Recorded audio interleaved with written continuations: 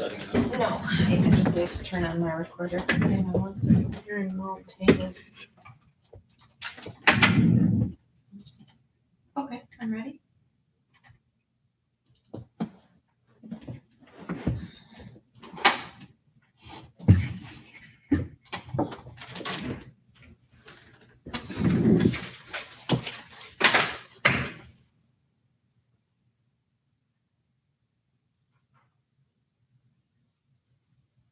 All right, good morning. Mr. Chamberlain, are you able to hear okay? Yes, thank you. Okay. So this is file 1563 of 2021, People versus Kenneth Pease, and Mr. Warden is here on the defendant's behalf. Mr. Chamberlain for the people. And let's see, this is sentencing on the defendant's conviction of operating while intoxicated. Have you had an opportunity to go over the pre-sentence report with your client, Mr. Warden?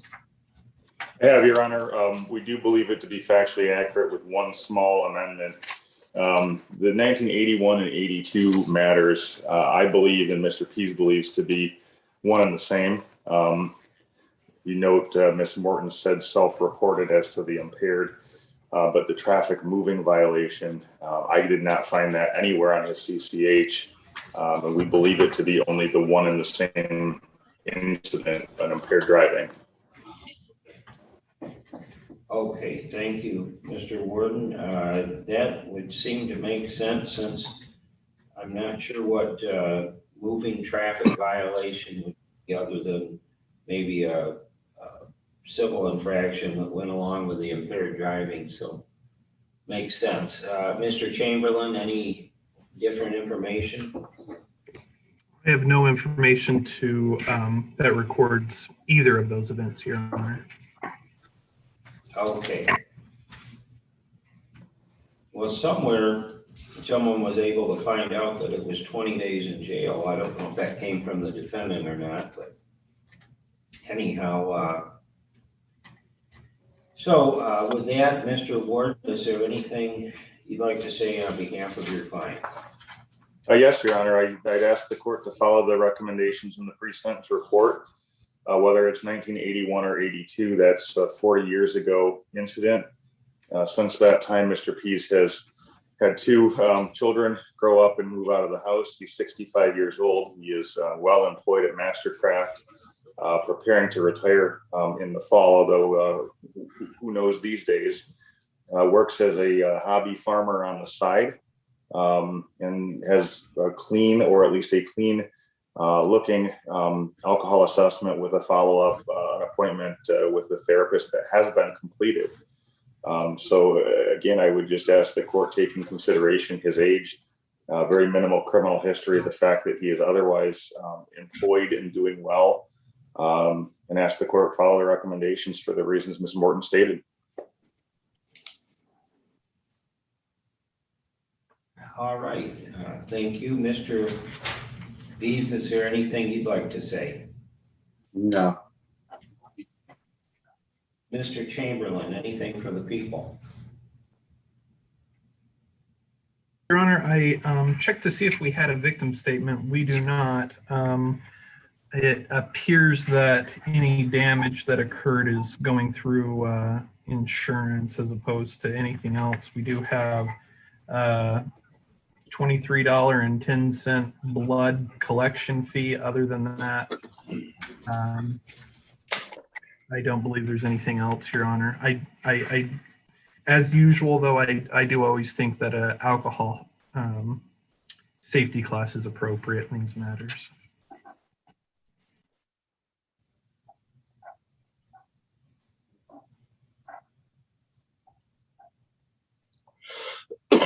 Well, with regard to victim impact, I guess I'm surprised by that because are you talking about the officer, or I don't know where the restitution would come in? I don't either, Your Honor. I thought there was damage to some. I have on here that it's a victim impact crime for checking again. I thought he backed into vehicle, but I don't have anything, so I'm not concerned, Your Honor. Okay, well, I think there must have been some confusion because according to the report anyway, there's no accident. If there was, that would be significant. Thank you, Your Honor. Okay. All right, so this is sentencing on the defendant's conviction of operating while intoxicated. The facts are that the defendant, according to the officer anyway, crossed the center line. He was stopped after some period of time with the officer following him with lights and sirens activated. Defendant did not notice the officer's lights, according to the defendant anyway, for some period of time. He was originally charged with attempted flee and elude an officer, but apparently that was dismissed. And I don't know if that was because the prosecutor believed that to be the case, or maybe just as part of the plea agreement. But anyway, the defendant eventually did pull over for the officer. His blood alcohol concentration was a 0.15, and the defendant made a statement that he felt under the influence but not drunk. There's been an assessment done, and the assessment indicates that the defendant does not have a substance use disorder, although noting that the amount of alcohol in this case was excessive,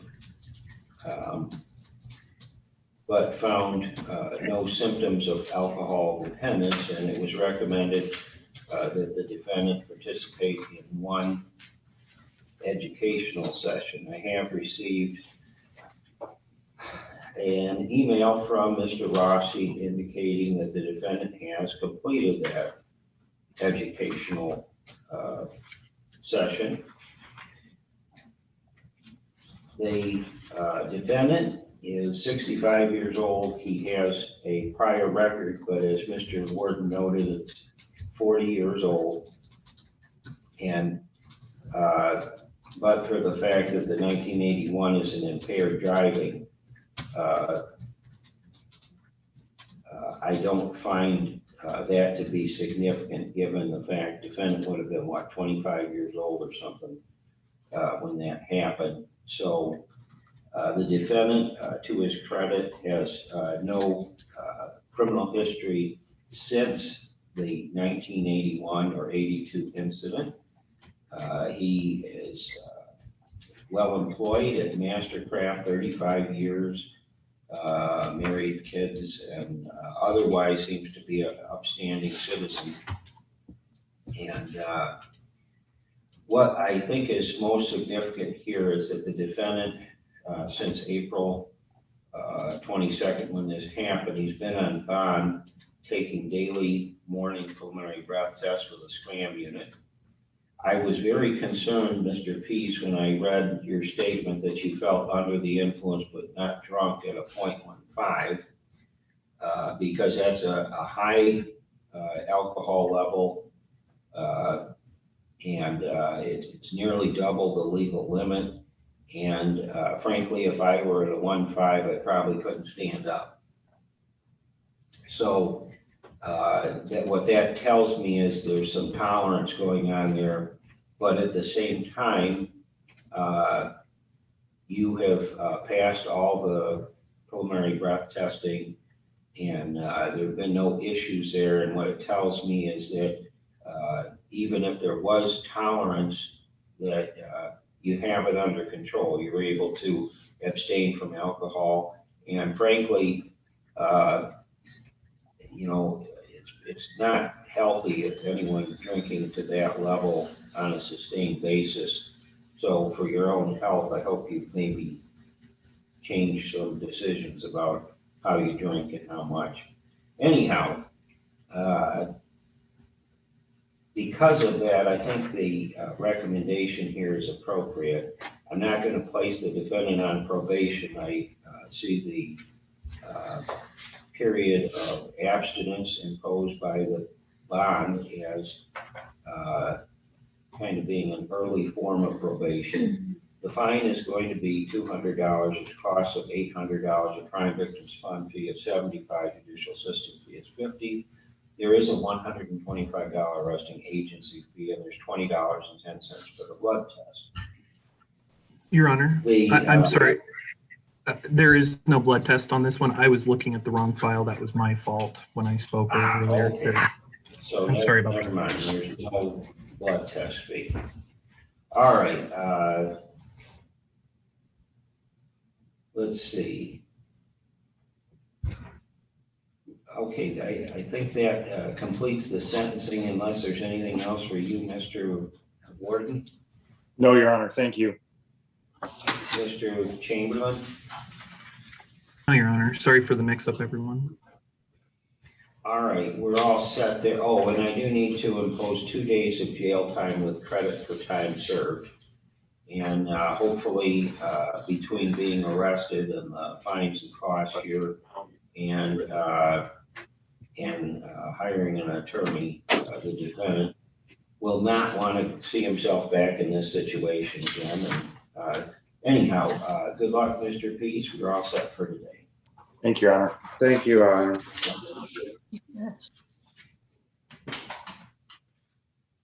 Okay, we'll go on to People versus Asher Hilborn. Is Mr. Hilborn present?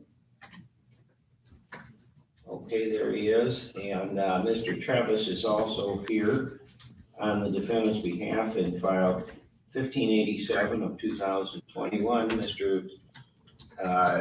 Chamberlain is here on the people's behalf. And this is the date for sentencing on the defendant's conviction of operating while intoxicated, operating while impaired. And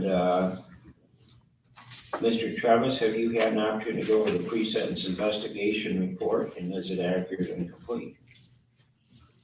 Yes, Your Honor, we were able to discuss the PSI and the substance abuse assessment, and we have no corrections. All right, so what would you like to say then on the defendant's behalf? Thank you, Your Honor.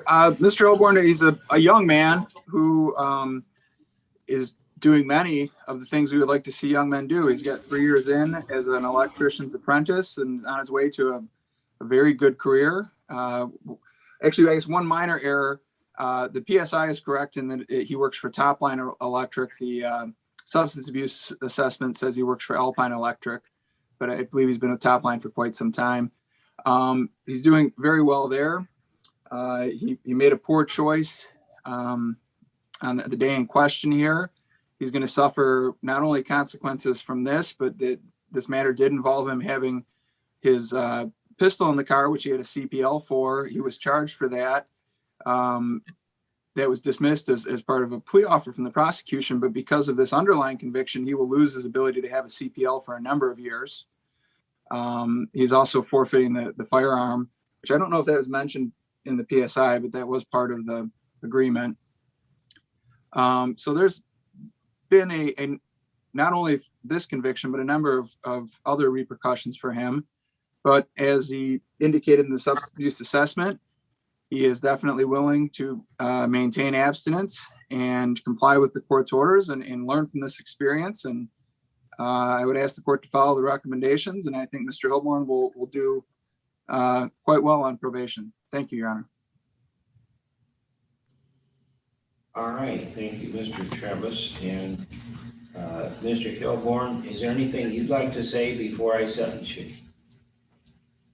Yeah, I'd just like to say, I think I'm definitely learning my lesson from this, and I'm gonna go through with everything I have to power through this and make good out of what good is left, and just follow my probation and take all the necessary classes and avoid this from happening again in the future.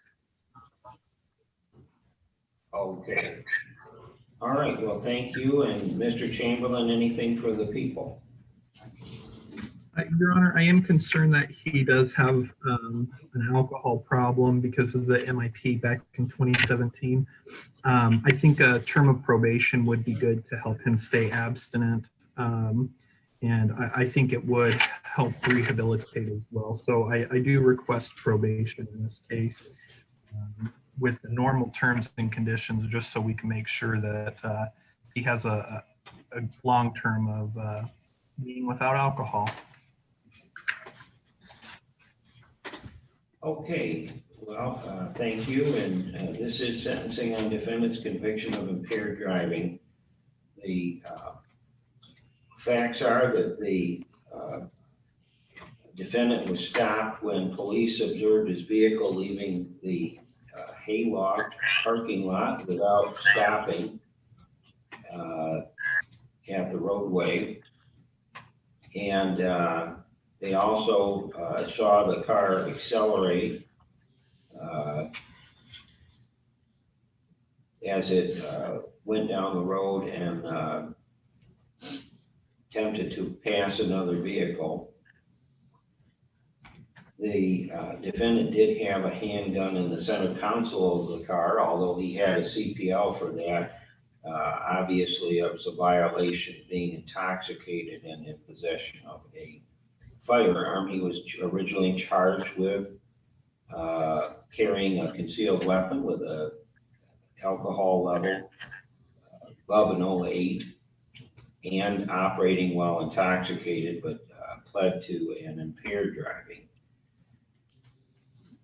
The defendant had a 0.09 blood alcohol concentration on a breath test. The substance use assessment indicates that the defendant does not meet criteria for substance use disorder. However, it does indicate that it's felt that he could benefit from some education about alcohol and the impact it has on driving and the impact his use can have on his life in general.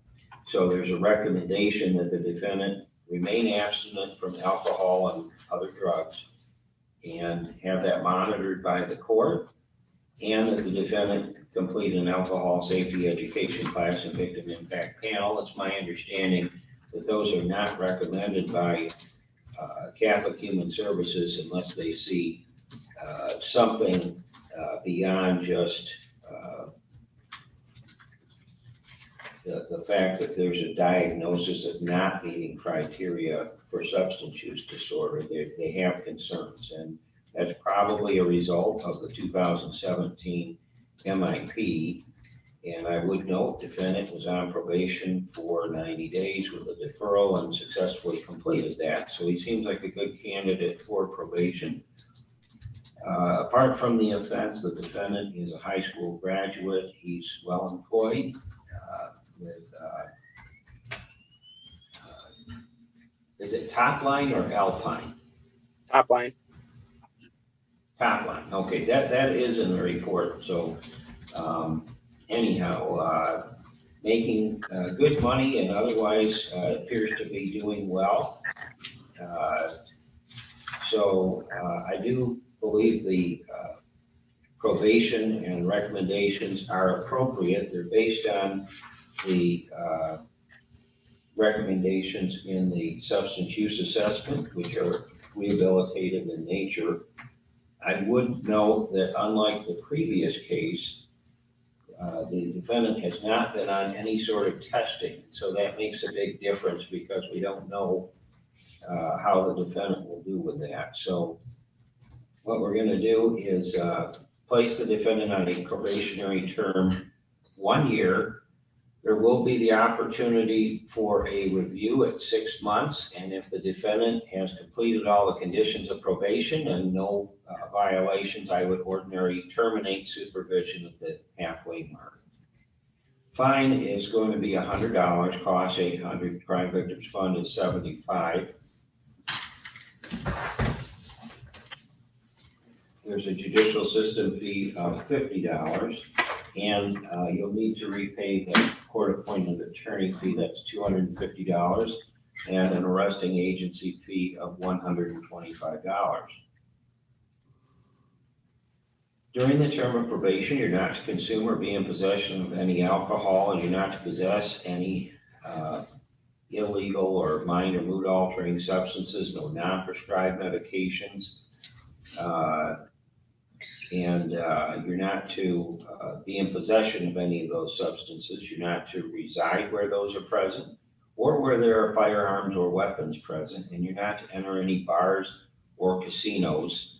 I won't extend that to restaurants, and I'm sure you know the difference. Let's see, you're not to possess any alcohol. I think I've said that already.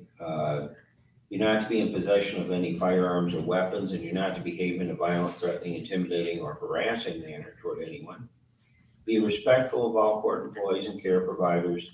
You are consistent with the evaluation to attend and cooperate in the Alcohol Highway Safety Education Program and the Victim Impact Panel.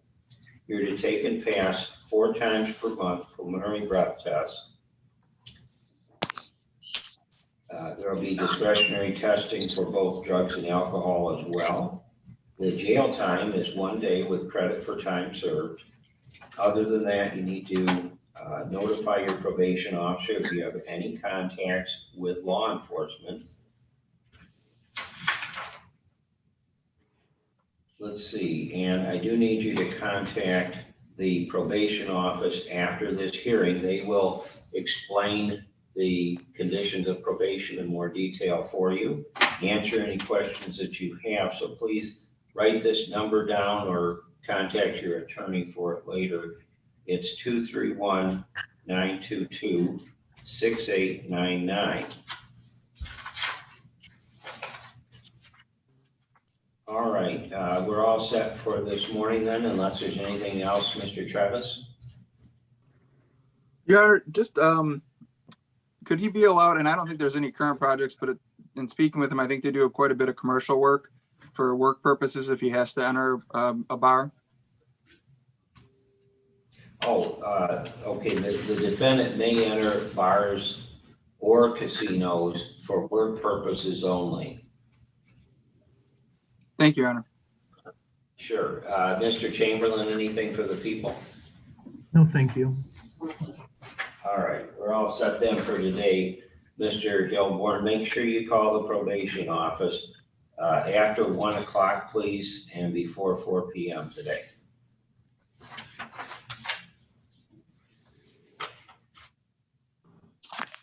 All right, let's go on to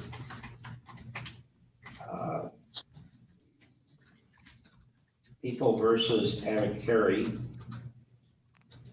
That's file 211585SD. And Mr. Burgett. Oh, I'm sorry. That's later. People versus Kenneth Gilbert. Is Mr. Gilbert present? He's in the Leelanau County Jail. Ah, okay. Well, we'll need to get them piped in here.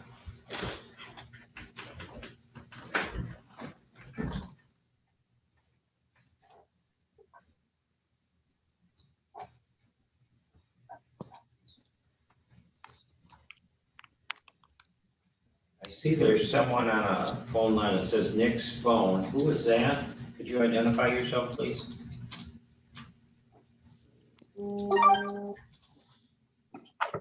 Yes, this is me, Nicholas Vassos.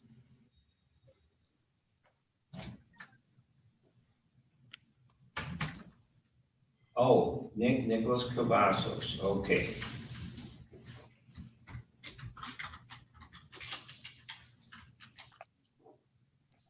All right.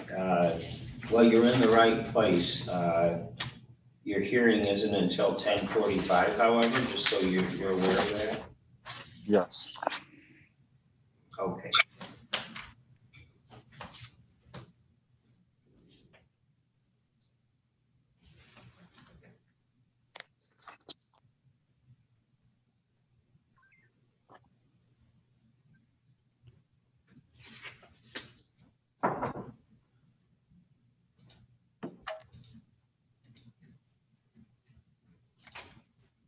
Hi, is Mr. Gilbert in jail? Would you Yep. pop him in? He is due in court. Judge Cooney. Judge Cooney Zoom. Oh, she's talking to the chair. Okay. Thank you. Okay, bye.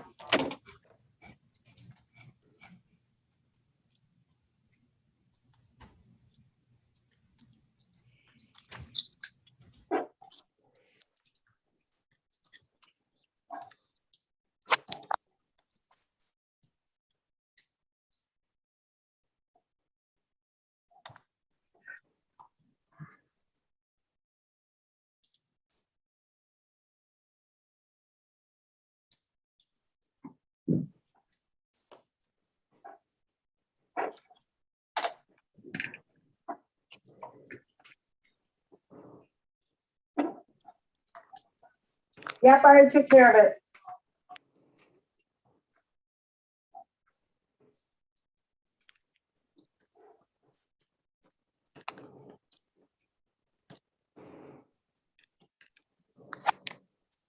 Thank you, Noreen.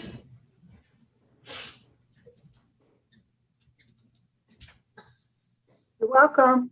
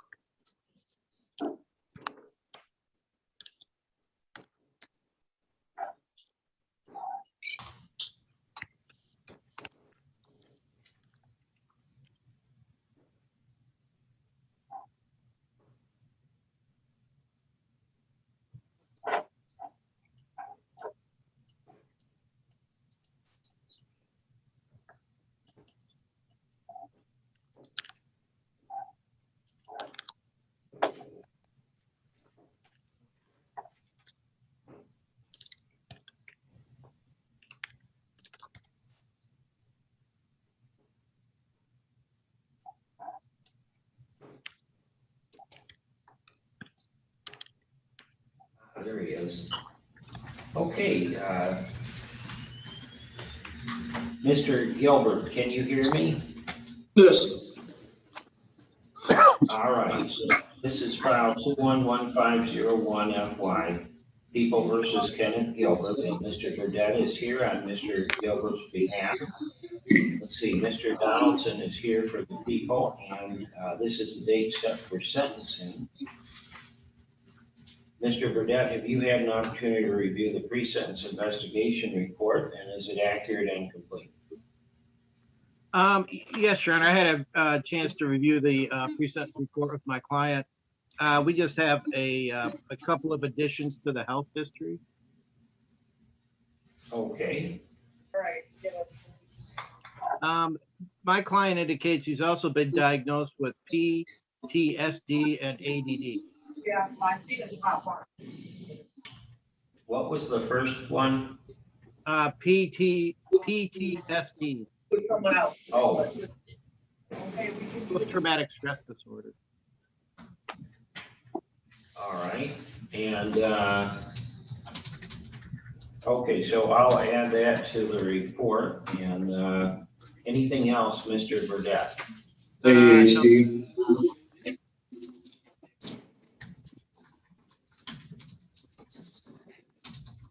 Okay, what would you like to say on behalf of your client? Yes, Your Honor. I think the court is aware that my client has a number of diagnosed mental issues. He's also homeless at this time, Your Honor. He has no money and is truly indigent. When you look at the PSI, he served 28 days in jail on this case, but he's also served a total of 48 days in jail on a case that kind of was running with this one in Grand Traverse County, which was an attempted R&O on a police officer. When you look at Mr. Gilbert, he's got a kind of a difficult life. Jail is not, I don't think, really appropriate for Mr. Gilbert. He's got a number of issues he's got to take care of. He's got some health issues, some dental issues he wants to take care of. He's trying to get disability as well. When you look at the police report, it indicates that he doesn't want probation. I think that's really kind of tied into, Your Honor, is his inability to do probation. He doesn't have a residence. There's no way of getting a hold of Mr. Gilbert. And if you give him PBTs and random drug screens and alcohol screens, he has no money to do that. His circumstances beyond his control have put him in this position that he's unable to comply. And I think that the 48 days that he served in jail is enough for Mr. Gilbert. I think it's kind of shown him that he doesn't want to be in jail anymore. What little he had, he lost because he was in jail. The status of his disability is in doubt. He may have to reapply for that. The only thing left he has, Your Honor, are the clothes in his back, because when he was arrested, everything else was taken from him. So what we're requesting, Your Honor, is that you give Mr. Gilbert time served and waive any fines and costs, because he's truly indigent, Your Honor. He has no money or visible means of support. All right, thank you, Mr. Burdett.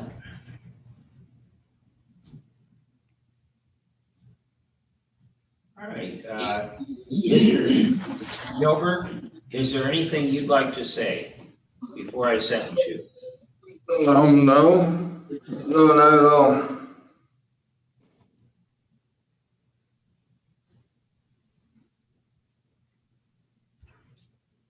Okay, Mr. Donaldson, anything for the people?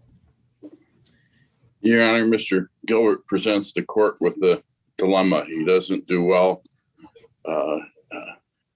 on probation. He doesn't do well in confinement, and he doesn't do well in the public. I'm glad it's the court that's trying to fashion the appropriate remedy and not myself, because I'm not so certain there is one.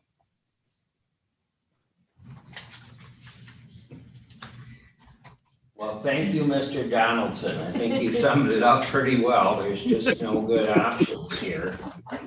And, I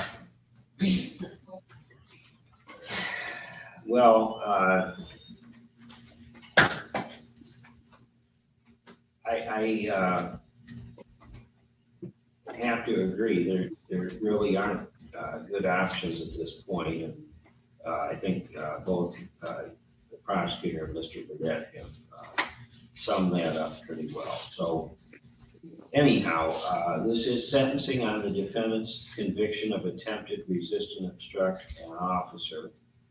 And the facts are, the defendant claims that he had a friend in his car who caused him to go into a ditch. Now, I don't think there's any evidence that there was such a friend. So I think what happened is he went off the road and got stuck. He was encountered by police who administered sobriety tests, said he failed. He said he didn't, but the defendant claims he had a mental breakdown at that time and attempted to run away, but only went a few feet. The police had to take him physically into custody, and when they did, he went to the ground. Defendant made allegations that the officers were sexually assaulting him, and they had to forcibly place him in the car. Apparently, he put his foot between the officers' ankles or or shins and trying to trip them. And a blood test done 3 hours after the incident indicated that the defendant had a 0.04, less than the legal limit of alcohol, and there was also THC in the defendant's system. The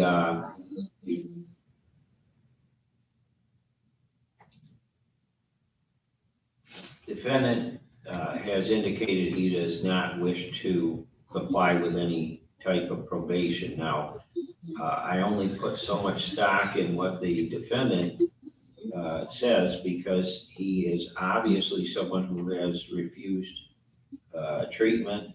He is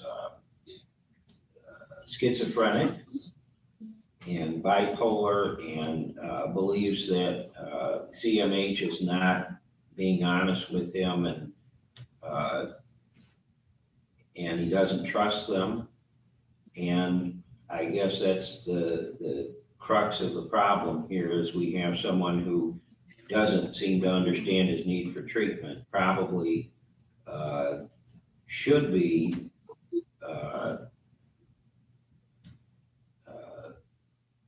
forced to undergo treatment with CMH. But that would be up to someone else to file a petition, because I think that would be appropriate, where the defendant continues to behave inappropriately. This is the defendant's 5th involvement in criminal law. He spent 48 days on a sentence on an attempt R&O from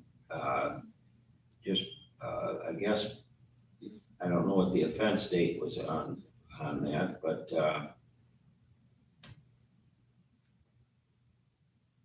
the defendant has a CMH worker and a psychiatrist, and all I can say to you, Mr. Gilbert, is you're only 21 years old. It's very sad to see you here, when I have a feeling if you were taking medications as directed by your psychiatrist and working with CMH, you could be a productive and happy individual. There are lots of people that suffer from these diagnoses, but they're able to deal with them effectively with medication and counseling and those types of things.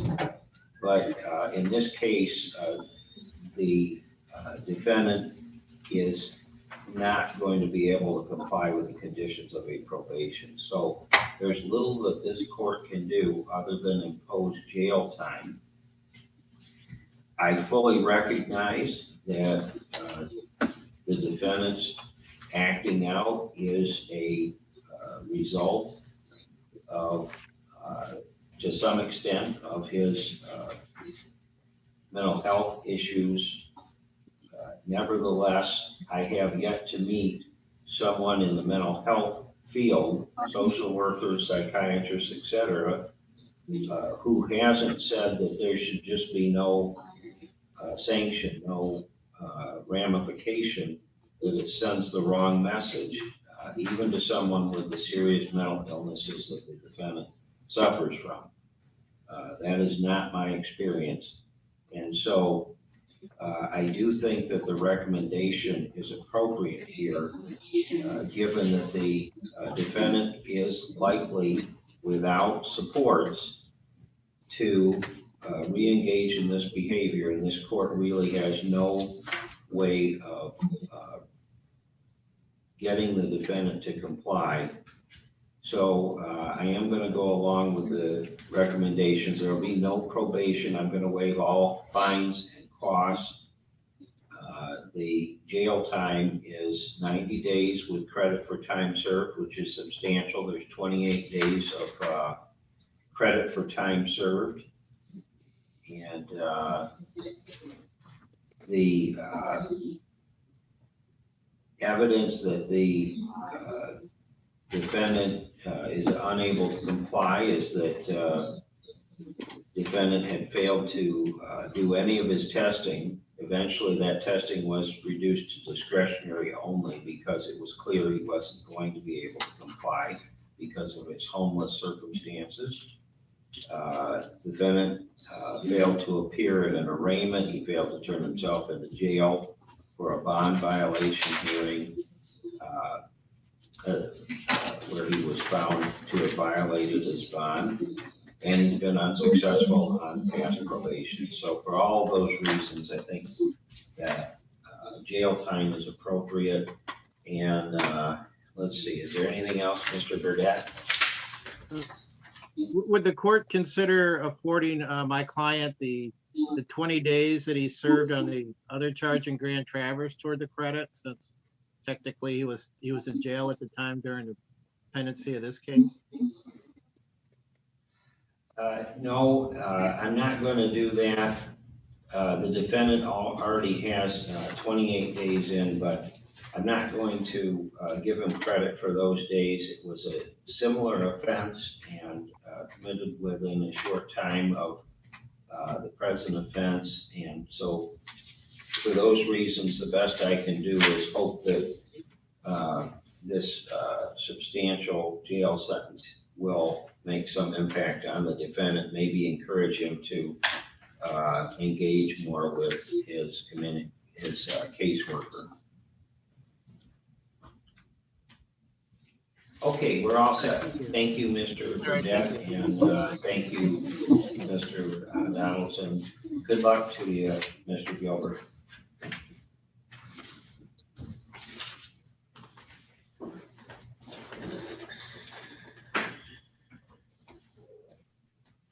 All right.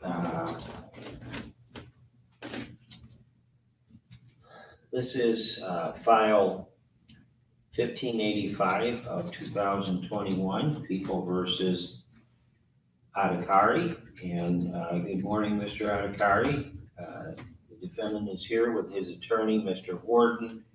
And let's see, Mr. Chamberlain is here for the people.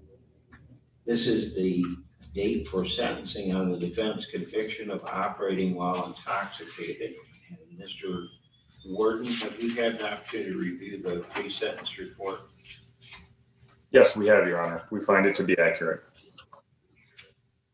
All right, and I would note I have received letters from Erica Voigtlander, Elizabeth Ernst, and Joni Ernst, and also the psychotherapy intake note from Jacob Rossi. And I have reviewed those. So what would you like to say then on behalf of your client, Mr. Warden? Your Honor, I again ask the court to follow the recommendations. I know the new law has changed and creates a rebuttable presumption, that we don't put someone like Mr. Adhikari on probation. I do think, however, we respect the fact that the high blood alcohol is simply there. It's a very high number. He has one miss. It was a miss that was out of the time window. He contacted me. He contacted his bond officer in more than 60 days of testing. It's actually been about 75 days of testing. That was his only hiccup. I do think the short term of probation is appropriate. I think the terms of probation that are imposed are appropriate. And I guess I would ask the court to follow those because I do think, a short period of time where he is being monitored is probably a good thing. On a personal level, I don't think seeing hundreds of these clients over the course of a year that Mr. Adhikari has a problem beyond having a bad day. What he simply had was a very bad day, and he would acknowledge that. He has been to a follow-up counseling session with Jake Rossi. He's doing that well. He's a very hard worker, and he's obviously got people in the community that support him. So again, I'm simply asking the court to follow along with the recommendations. All right, thank you, Mr. Warden. Mr. Adhikari, anything you'd like to add? This is not who I am. I just like to put this behind me, and I'm very, very same myself that I have to be in front of the court and judge, and I have all those things. I'm very active in community, and I always will be active in the community. And I just want to put these things behind me, and I'll make sure this doesn't happen in the future. All right, thank you. And it looks like you've been on daily preliminary breath tests, is that correct? Twice, yes. Twice daily. Your Honor. Twice daily. Okay. All right, thank you. All right, so Mr. Chamberlain, anything for the people? Your Honor, I agree with what Mr. Warden said, and I appreciate his that he also thinks he needs probation for a short time period, and so I agree with recommendations of for probation. Thank you. All right, thank you. So this is sentencing on defendant's conviction of operating while intoxicated. The facts are that there was, the defendant was at a store in Northport, believed the defendant to be disorderly, called the police. The defendant was stopped and arrested for drunk driving. He had a blood alcohol concentration or breath alcohol concentration of a 0.219 on a preliminary breath test. The defendant completed a substance use assessment with Jacob Rossi, which indicated no substance use disorder.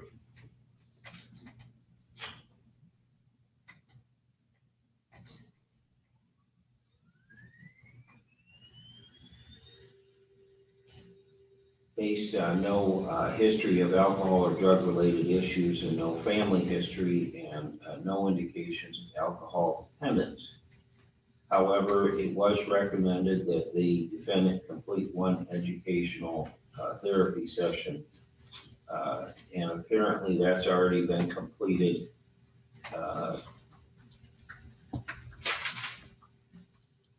The defendant presented letters from the owner of Peninsula Perennial Nursery, who obviously value the defendant as a supervisor at the nursery, and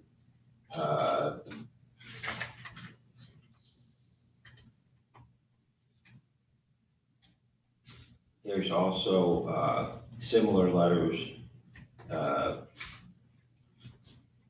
from Erica Voigtlander, indicating that she doesn't believe that there is a alcohol problem. And Ms. Voigtlander noted that she was a victim of a drunk driver herself, so she understands just how devastating drunk driving can be. The defendant does have a prior conviction for failing to report an accident, and I can't help but think that maybe that had something to do with alcohol. I have no evidence to indicate that, but that's certainly what I think about when I think of someone leaving the scene of an accident. And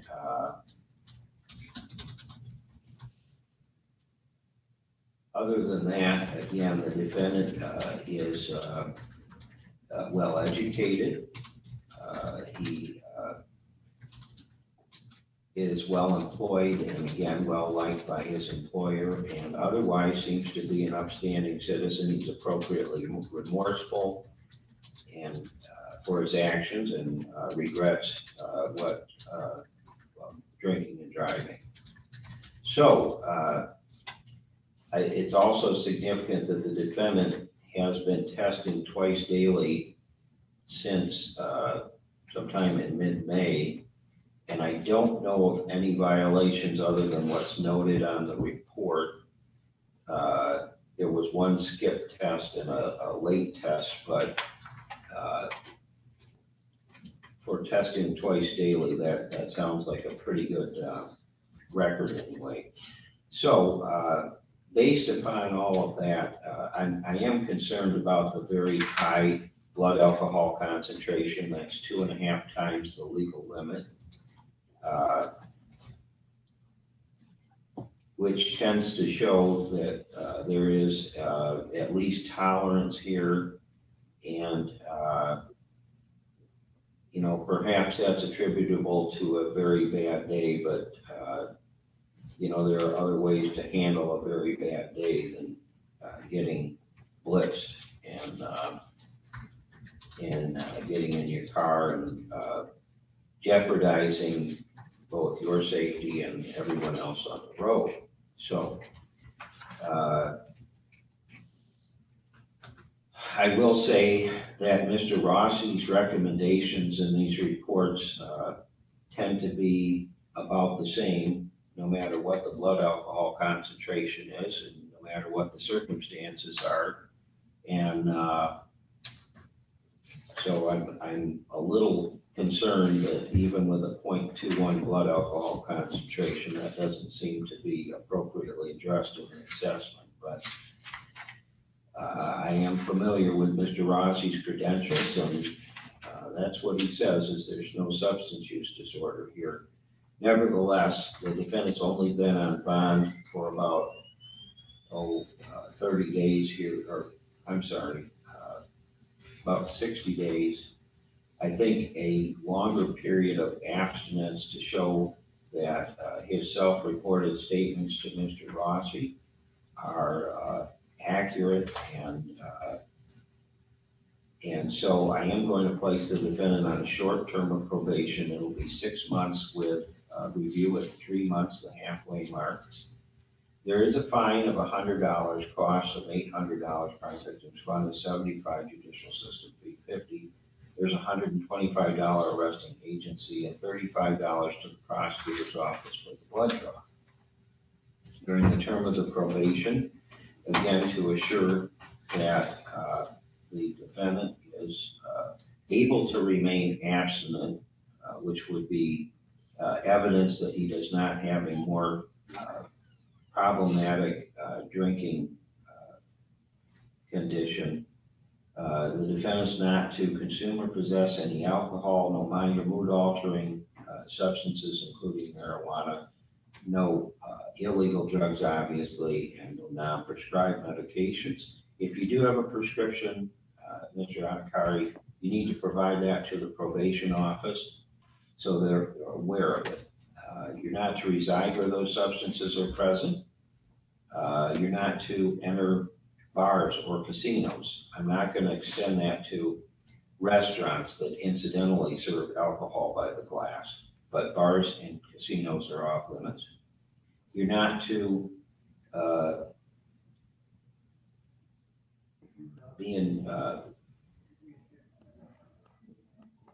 you're not to behave in a violent, threatening, intimidating, or harassing manner toward anyone. Be respectful of court employees and care providers. You need to provide proof of completing that educational therapy session with Mr. Rossi to your probation officer so that they know that's been completed. I'm going to order that at this time, but as soon as they receive that, check that box.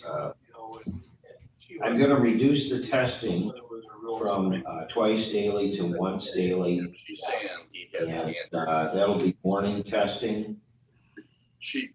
You're also to submit to discretionary testing for both drugs and alcohol. The jail time is 2 days with credit for time already served. And other than that, you need to notify your probation officer of any contacts with law enforcement. I also need you to contact your probation officer today The number, well, Mr. Warden will give that to you, the 922-6899. And please call between 1 and 4 p.m. They will go over the conditions of probation in more detail with you and answer any questions that you have as well, okay? All right, well, good luck to you, Mr. Adhikari. I can't help but think that .21 means something in terms of your relationship with alcohol, and it's not healthy, it's not good for you, it causes problems for you. And I hope that you have learned something from this, and you'll learn something from the probation as well. Oh, you know what?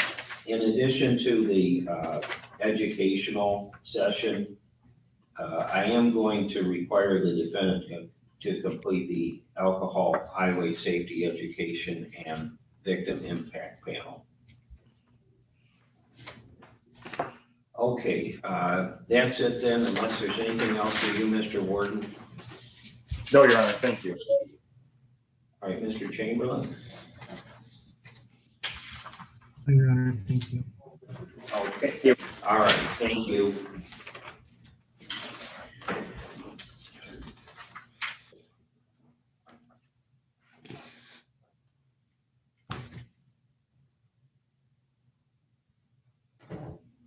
Right, is Jennifer Fifield present?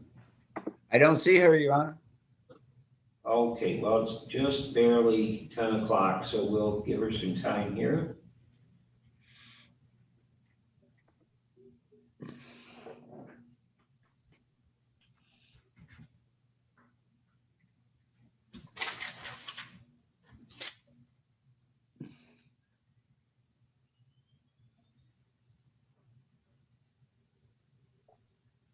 Okay, Mr. Cavazos,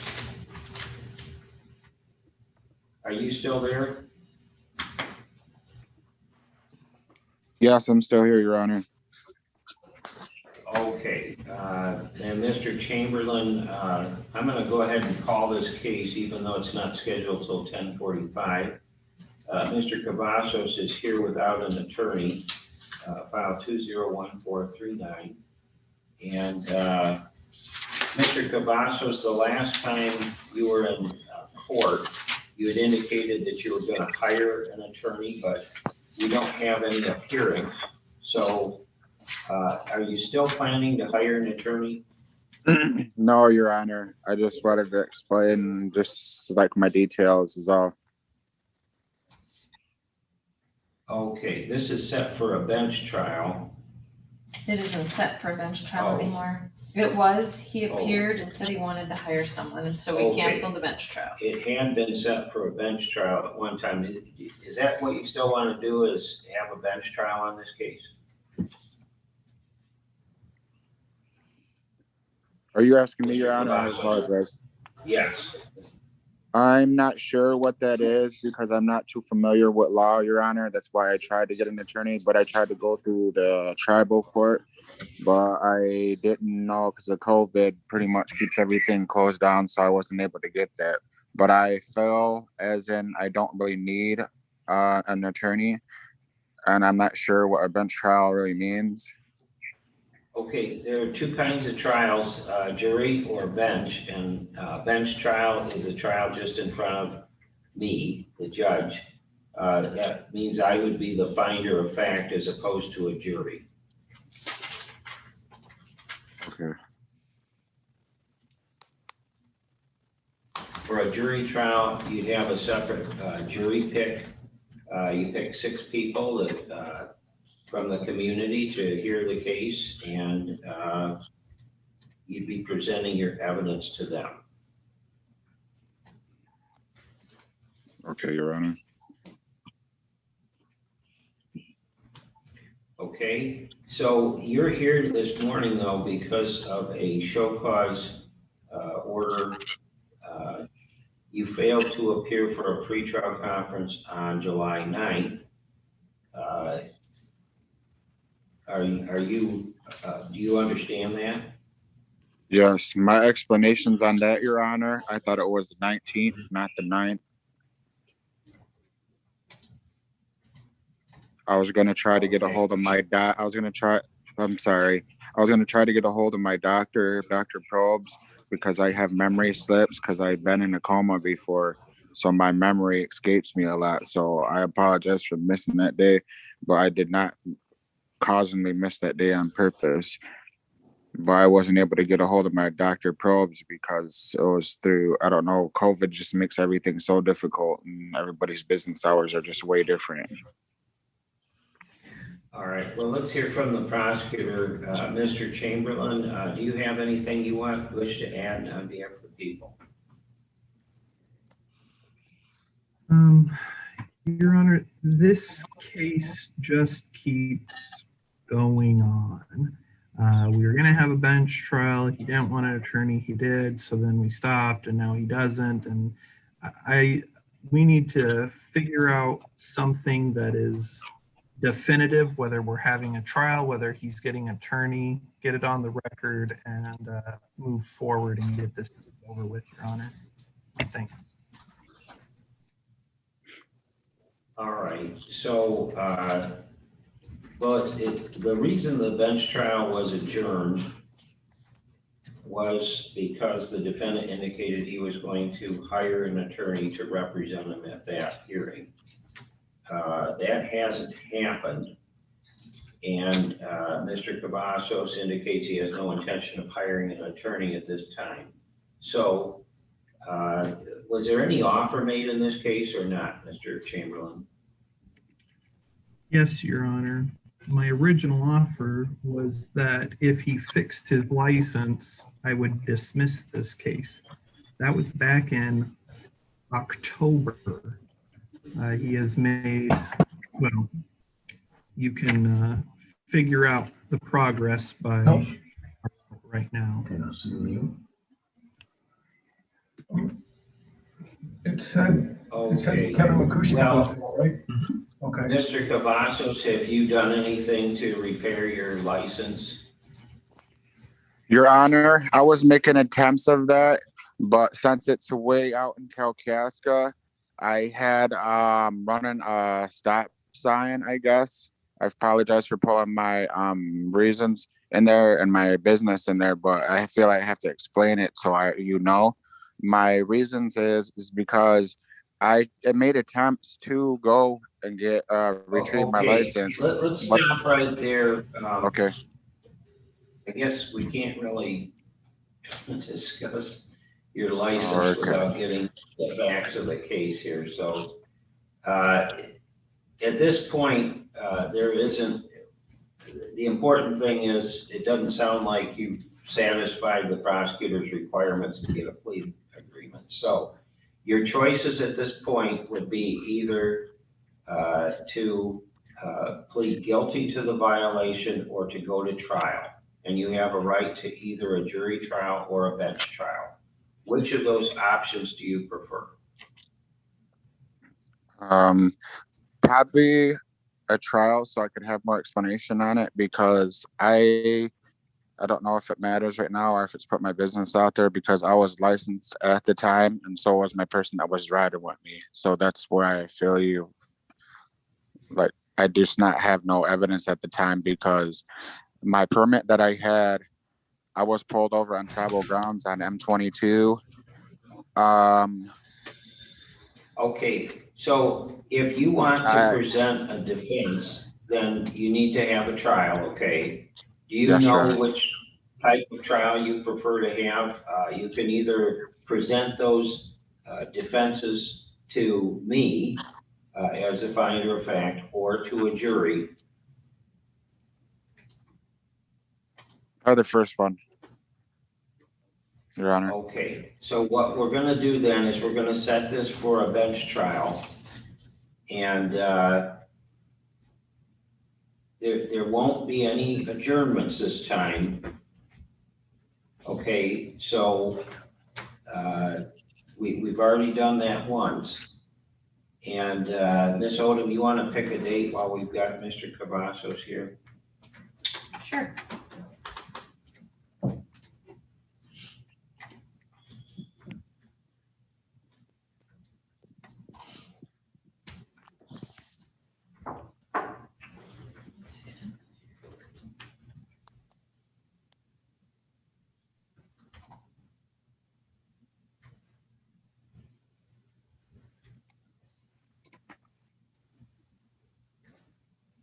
hang on a minute. Nothing as much. So August 27th is our next Sutton's Bay Day.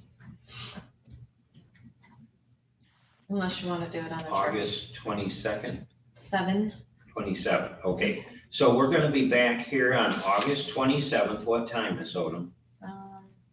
Let me get in that. Hang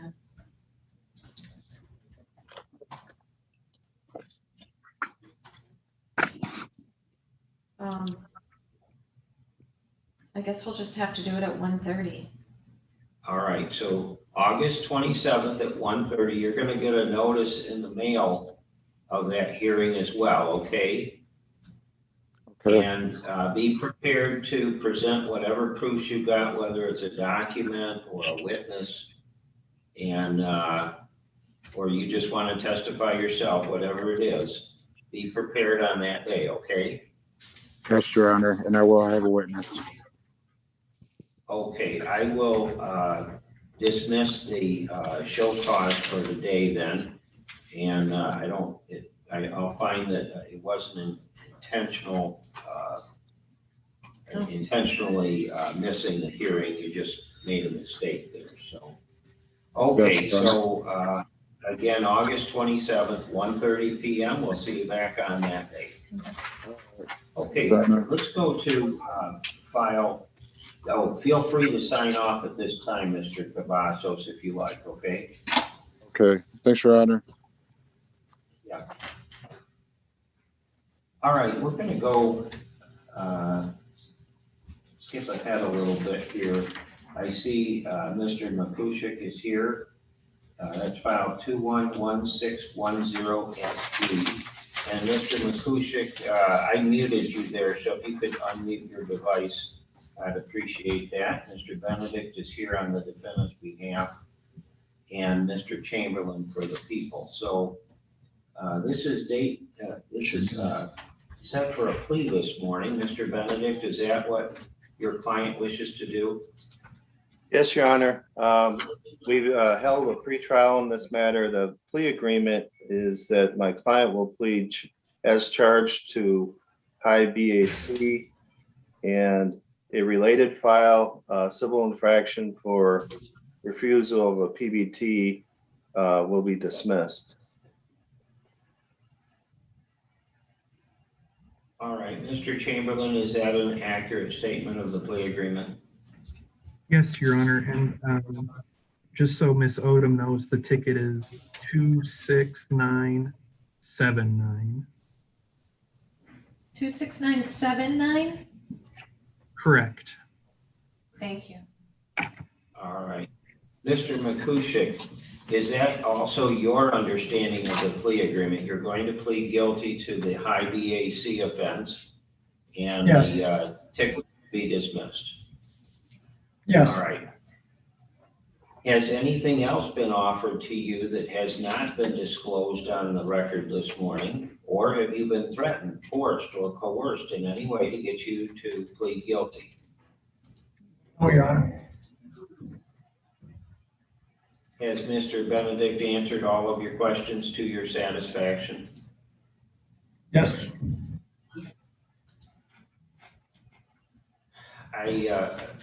Do you understand that by pleading guilty, you will have a conviction for operating with a high blood alcohol concentration, and that carries a maximum penalty of up to 180 days in jail? Yes.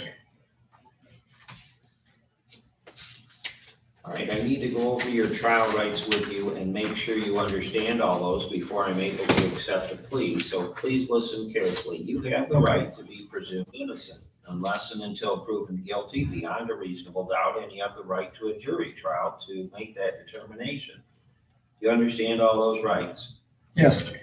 Yes, Your Honor. You also have the right to have the witnesses against you appear in the trial, to cross-examine those witnesses and present your own evidence and witnesses, and the court would order those witnesses to appear if need be. Do you understand those rights? Yes, I do, Your Honor. In addition, you have the right to testify at a trial, or if you choose, to remain silent, and that silence could not be used against you in any way. Do you understand those rights? Yes, Your Honor. Finally, by pleading guilty, You give up the right to appeal that you would have if you went to trial, and any appeal of your conviction or sentence would be by leave, not by right, meaning it'd be up to the appeals court whether to even hear your case. You understand that? Yes, Your Honor. All right, and so do you wish to waive all of those rights in order to plead guilty? Matt, yes, correct? Yes. Yes, Your Honor. So that's a yes, okay. Yes, All right, then, is it true that on, let's see, June 29th, you were driving your car in Elmwood Township and Leelanau County when you were contacted by police? yes, All right, and is it also true that you had been consuming alcohol prior to that? yes, And would you, the test result was a, I don't see a test result. It looks like there must have been a blood test. What was the result, Mr. Benedict? The blood result was a .294 from Michigan State Police Lab. Okay. Would you agree, sir, that based on your, the amount of alcohol you had to consume, that the test result was accurate? yes, Okay, and would you also agree that at a minimum, your blood alcohol concentration was above a 0.17 or, well, it was a 0.17 or more? yes, Your Honor. All right, then, to the charge of operating with a high blood alcohol concentration, how do you plead? Guilty. All right, I will accept your plea. I find it's voluntary, accurate, and understanding. So what we're going to do next is the civil infraction for refusing the preliminary breath test will be dismissed. The case will be set for sentencing on what date, Ms. Odom? I guess August 27th. Wait, let me see what the 6th is. 15th, you guys are not They here. want 4 weeks. 20, that would be 4 weeks. Okay, so how does August 27th work for you, Mr. Benedict? That's fine, Your Honor.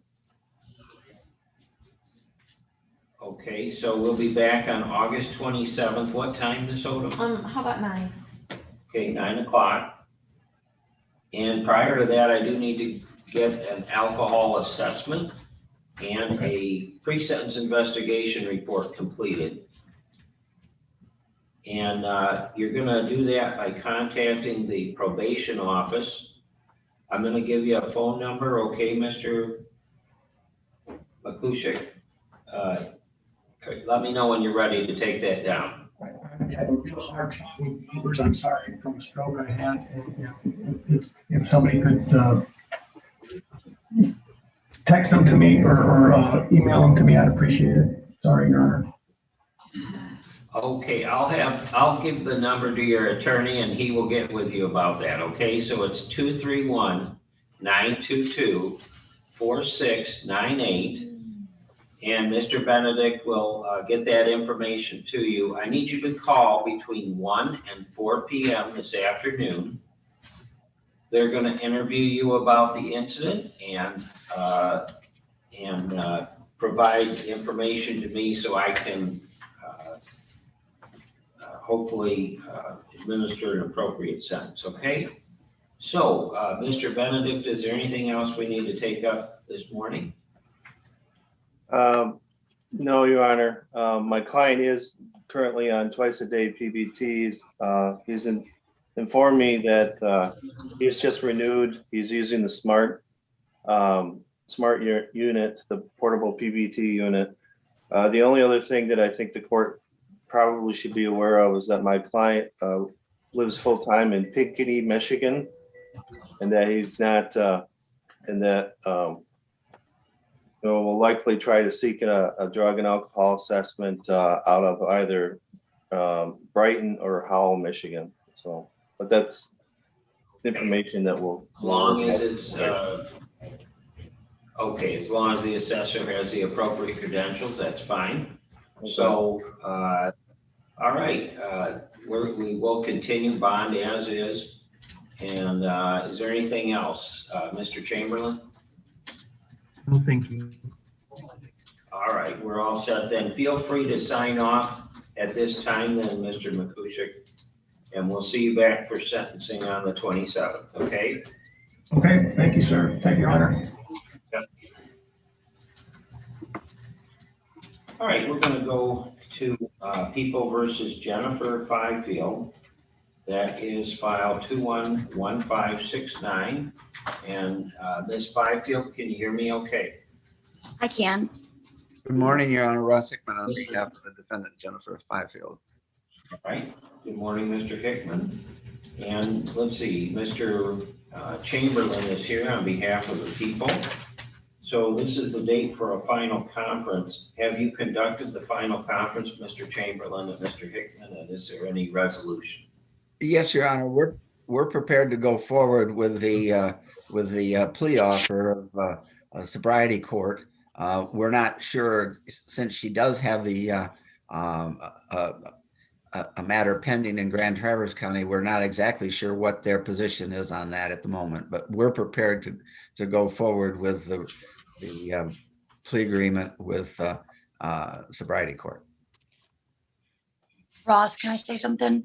I thought our whole reason why we postponed our Okay. Maybe we need a breakout room. Yeah, I'm gonna put you in a breakout room with Mr. Hickman. I don't want you to say anything that might be incriminating, so. I have information on it. Maybe all three of us need to be in a breakout room. Maybe Mr. Chamberlain and I should be in a breakout room. I'll put all three of you in there. Mr. Chamberlain can exit the breakout room if you and Ms. Fifield need to discuss things further, okay? All right, thanks. Yep. Ms. Fifield, you'll need to accept the invitation on your device.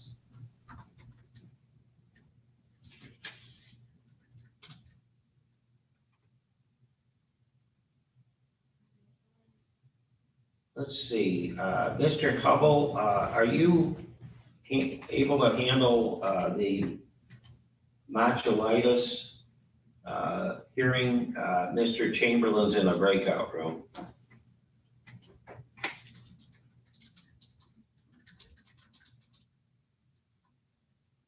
Apparently he stepped away, or he's muted and he doesn't realize it.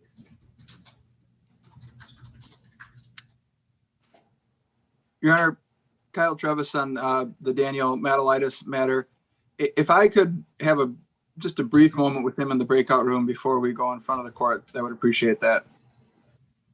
Okay, we'll do that. I'm gonna have to wait now until Mr. Hickman is finished. Thank you. Yep.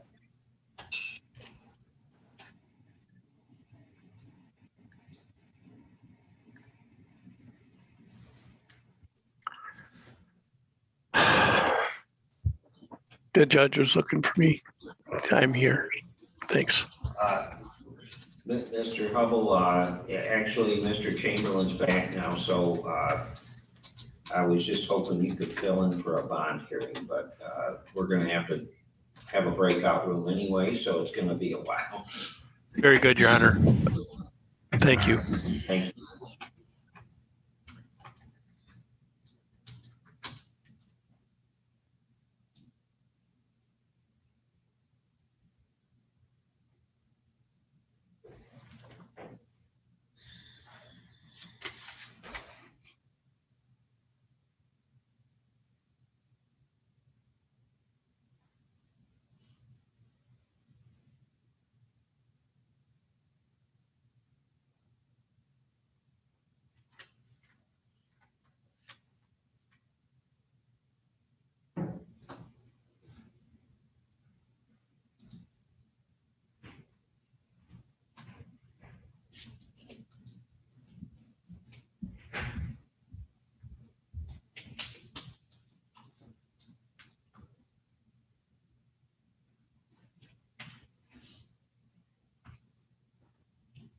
Did you tell anybody to call 922-4698? Yeah. That's a fax number to prosecutors. 922-6899. Oh, shoot. Well, sorry, I didn't even hear you, and I don't know, that's Traverse City Probation, I think. I don't know what they've got up there and why they would have that even up there.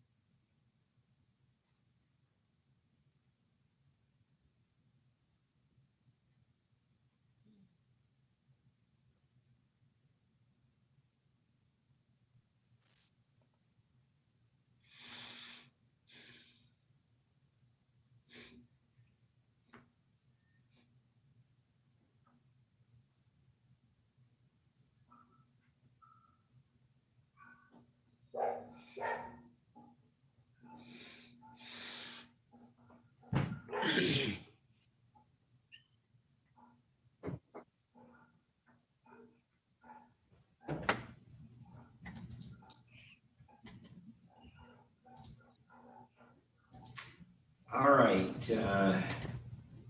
Mr. Machalitis, I'm gonna put you in a breakout room with your attorney.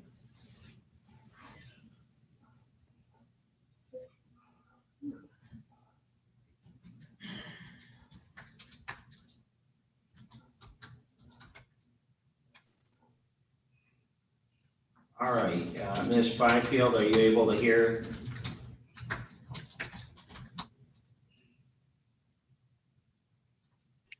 Yes, sir. Okay, great. All right, then, Mr. Hickman, what are we gonna do? We're going to proceed with a plea pursuant to plea agreement, Your Honor. Okay, and what is the plea agreement? The plea agreement would have her pleading guilty to a OWI second offense, and she would be going to sobriety court. All right, and is the Grand Traverse matter, that's the offense date is later in time? It is. So you don't know what Grand Traverse is gonna do, or do we know that, Mr. Chamberlain? We do. I spoke with Kyle Atwood. He sent an email on July 16 and said that they are also going to offer sobriety court. Is that with an OWI second or OWI third? Second, Your Honor. Okay, because there's probably no two convictions to support it, they said. Okay. That's correct. All right. And I hope she understands how fortunate she is about that. Very. All right, so Ms. Fifield, is that your understanding of the plea agreement as well? You're going to plead guilty to the OWI second in this case, but with the understanding that it would be a sobriety court probation that you would receive. Yes, sir. All right. Has Mr. Hickman answered all your questions to your satisfaction? I have some questions about sobriety court, but so I don't. ask those questions. What sort of questions do you have?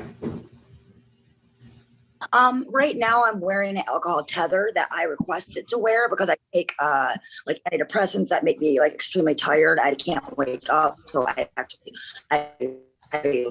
want to wear alcohol. I know it's more expensive.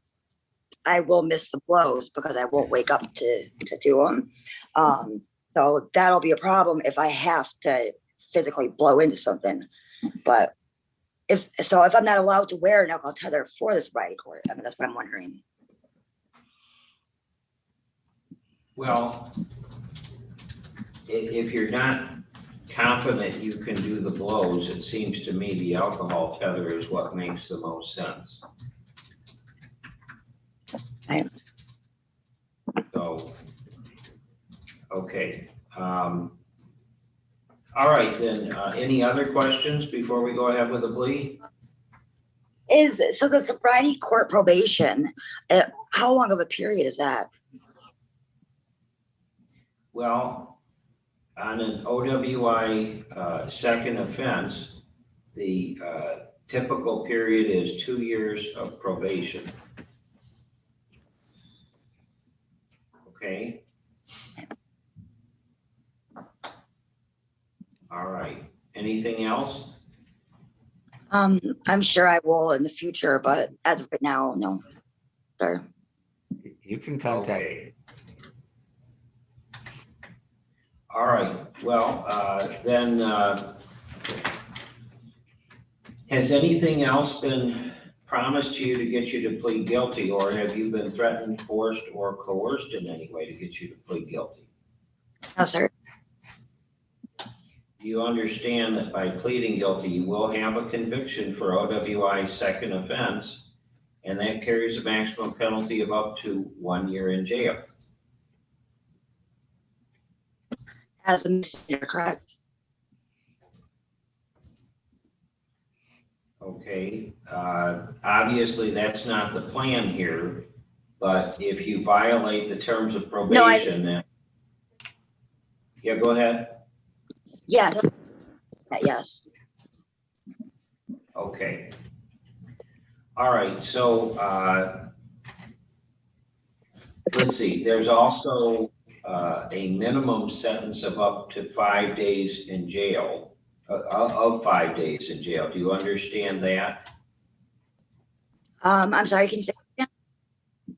There is a minimum sentence of 5 days in jail on the OWI second conviction. Do you understand that? That would be with any credit for time served. Okay.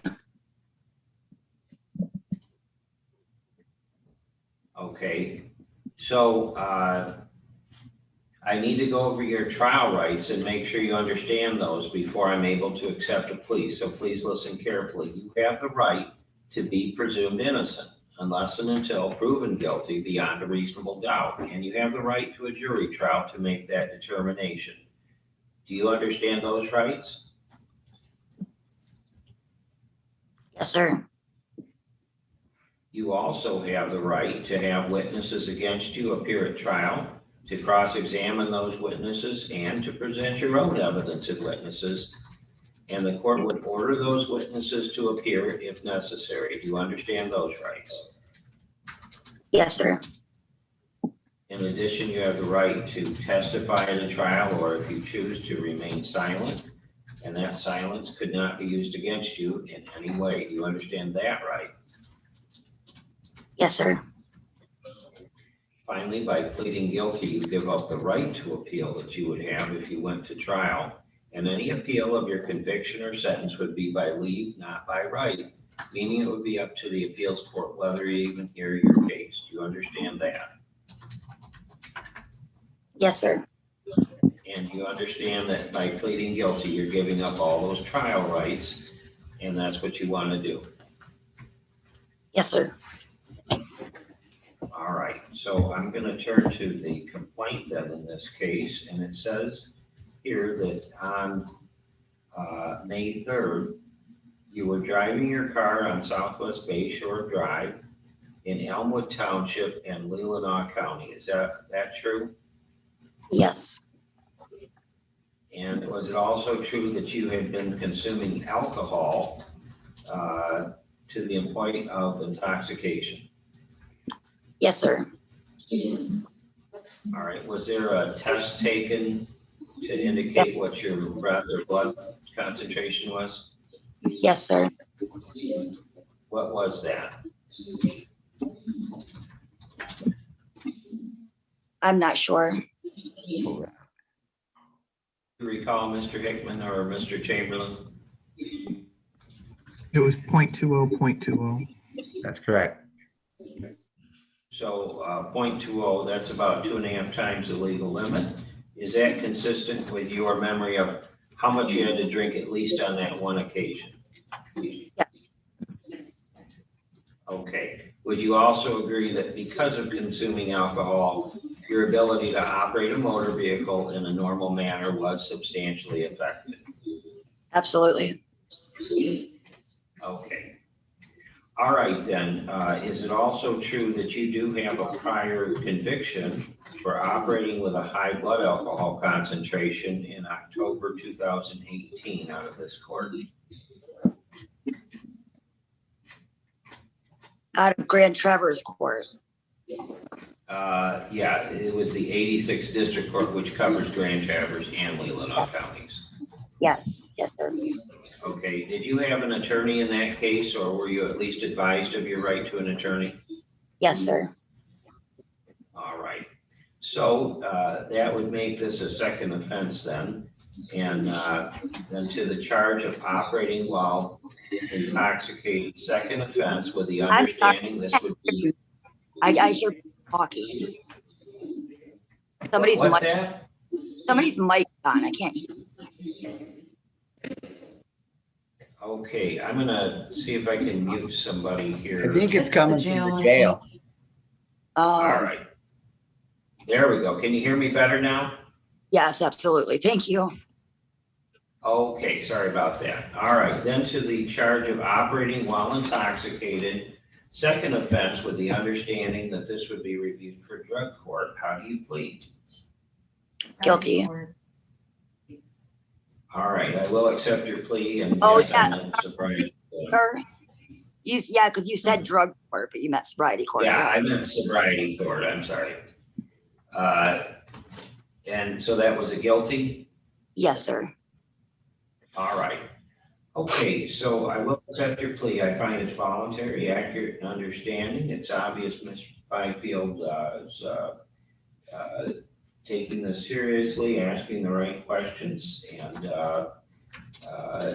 so what we're going to do now is set this for sentencing before the sobriety court. Ms. Odom, are you able to pick a date? Actually, the recorder to sobriety court will go ahead and work with Maureen Cassidy's on sentencing. So you'll be sentenced in front of Judge Stepka because he runs the sobriety court, okay?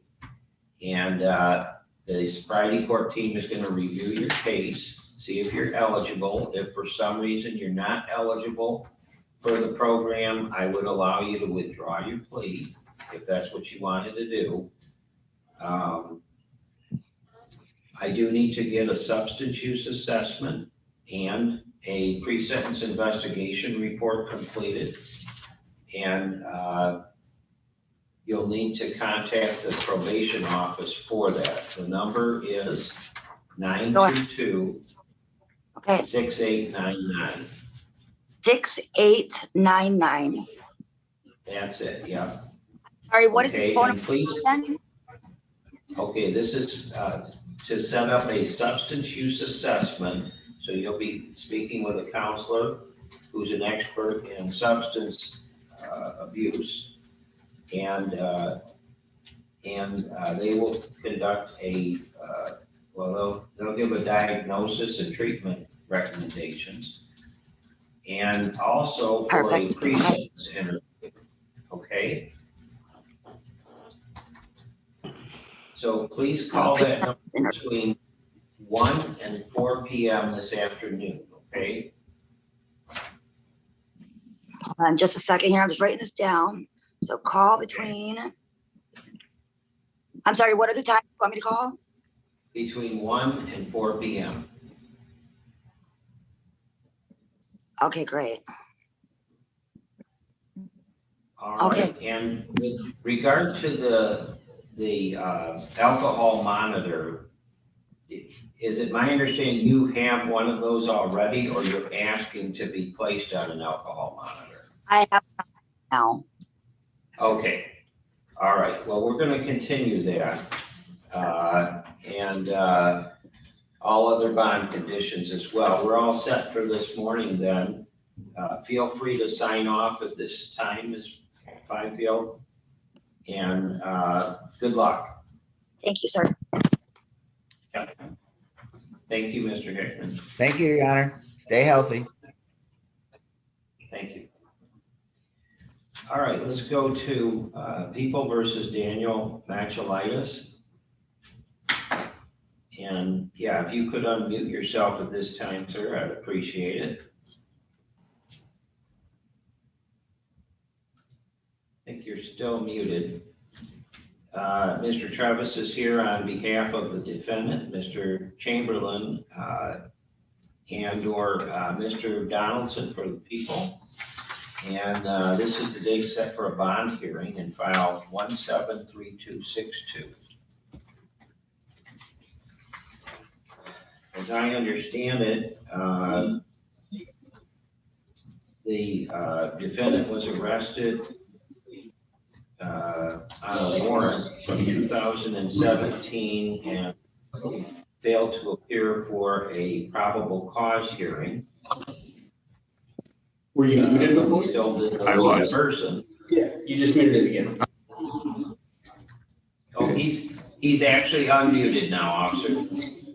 Okay. Thank you. And also for failing to test since his scram unit was disabled by Community Corrections on August 7th, 2017. Is that your understanding of the violation today, Mr. Chavez? Yes, Your Honor. The failure to appear and then the discontinuation of testing after the machine was shut off. Correct. We did discuss these matters ahead of this and yesterday at an arraignment. And it's my understanding that Mr. Machalitis would like to enter a guilty plea and waive his right to a hearing. Okay, so Mr. Machalitis, is that correct? You want to admit to those bond violations? Yes, Your Honor. Okay, so you're admitting that you didn't, you just stopped testing basically at some point. Correct. And, okay. And also that you didn't show up for a probable cause hearing, and we haven't seen you since 2017, right? Correct. Okay. All right, so Mr. Travis, what would you like to say on behalf of Mr. Machalitis? Thank you, Your Honor. Largely that he is working, he's employed, he has a family.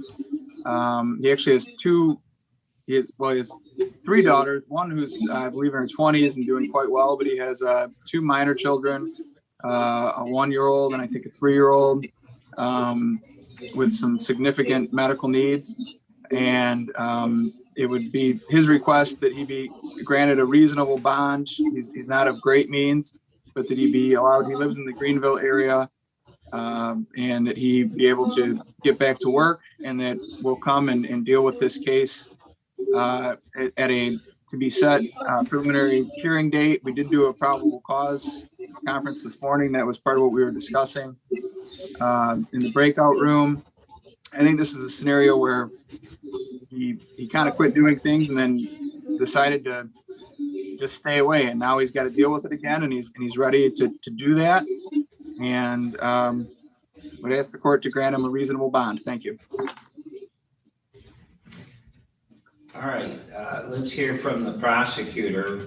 Anything for the people? Yes, Your Honor. He also has a warrant out of Florida for which they want to extradite him for. I spoke with, it was Collier County on some, I believe it was some parole or probation violations. I didn't exactly get the straight of that. However, they want to, they're ready and willing to pay for extradition. I think we need to keep him in jail right now to get this taken care of, and then let him be on his way to Florida to take care of those things. As you note, it has been 4 years. The reason why we got him was he was in, I believe, Newaygo County. I'm not sure if he was picked up on this or picked up on something else. I think at this time, he's in a good location for us to progress with these various things, both here in Leelanau and in Florida, Your Honor. All right, well,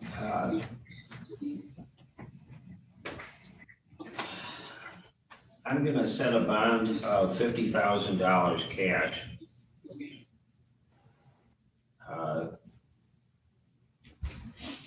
The defendant has essentially skipped out on this case, hoping it would go away, I guess. Even if the defendant is able to post that $50,000, if there's an extradition warrant, we would have to address bond in that case, and ordinarily I wouldn't set a bond if the receiving state is asking to extradite. So if the defendant is released on bond, there would have to be a GPS device and all of the same original bond conditions. Anything else, Mr. Travis? Your Honor, I don't know if we want to address this right now, but if we wanted to schedule the prelim date, or we'll leave that to the Yep, as long as we've got everyone here, let's go ahead with that. So Ms. Odom? Yep, 8/27 at 11. Okay.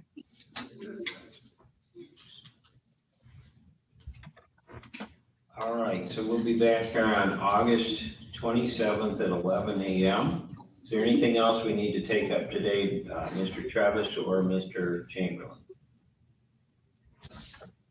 No, thank you, Your Honor. No, thank you, Your Honor. Can I call you, Kyle? Can I call you after this? Okay.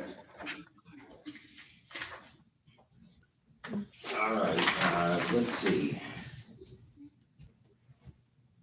Is Mr. Drew Monroe present? Yes, Your Honor.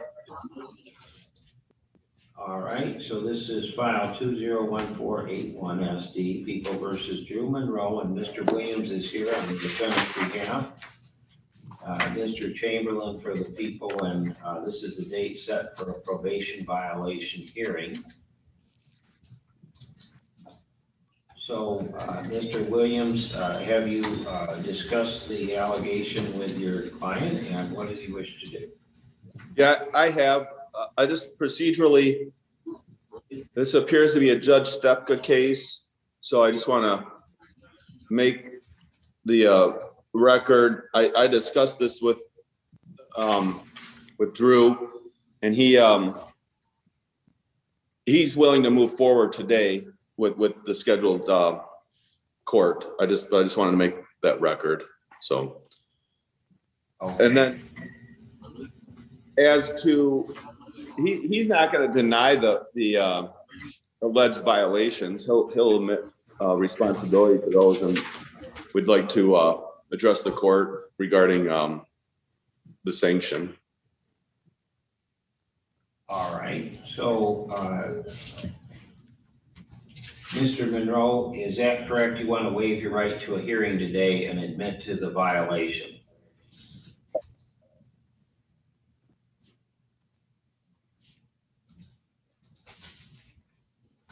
I couldn't hear you respond, Mr. Monroe. Yeah.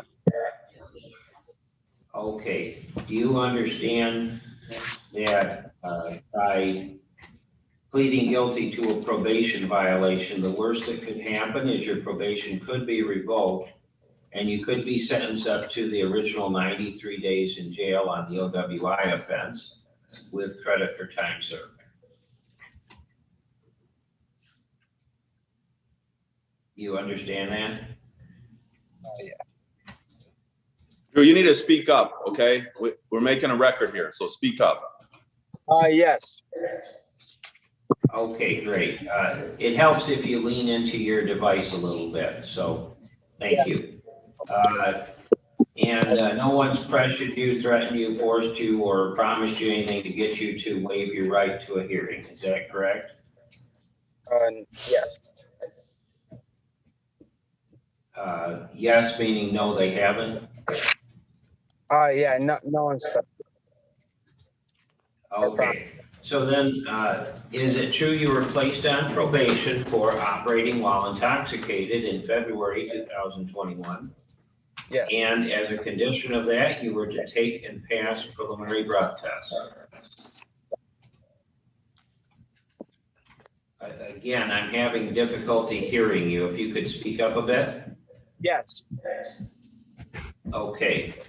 Is it true that you missed preliminary breath tests that were ordered on June 18th, June 20th, June 26th, and July 20th and July 22nd?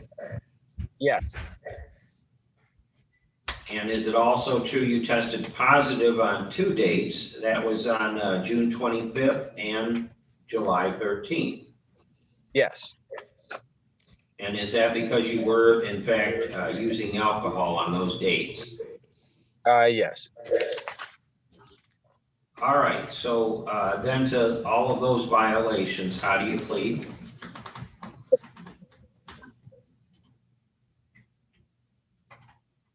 I didn't hear you again. Guilty. Okay, I'll accept your plea. Find as voluntary, accurate, understanding. Mr. Williams, what do you think about the report, the recommendations, and anything you want to say on behalf of Mr. Monroe? Yes.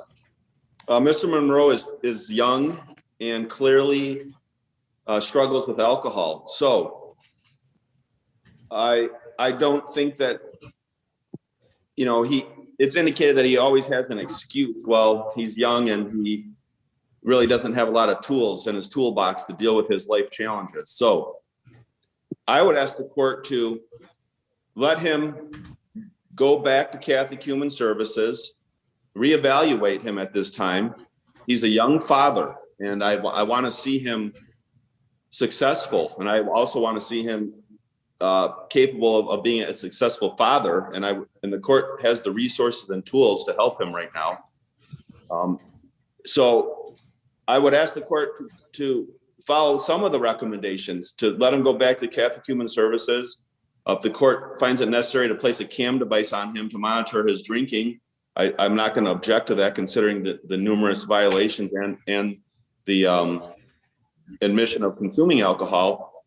But I'd like him to not go to jail. He has a really good job. He works full time and he's struggling and he needs some help.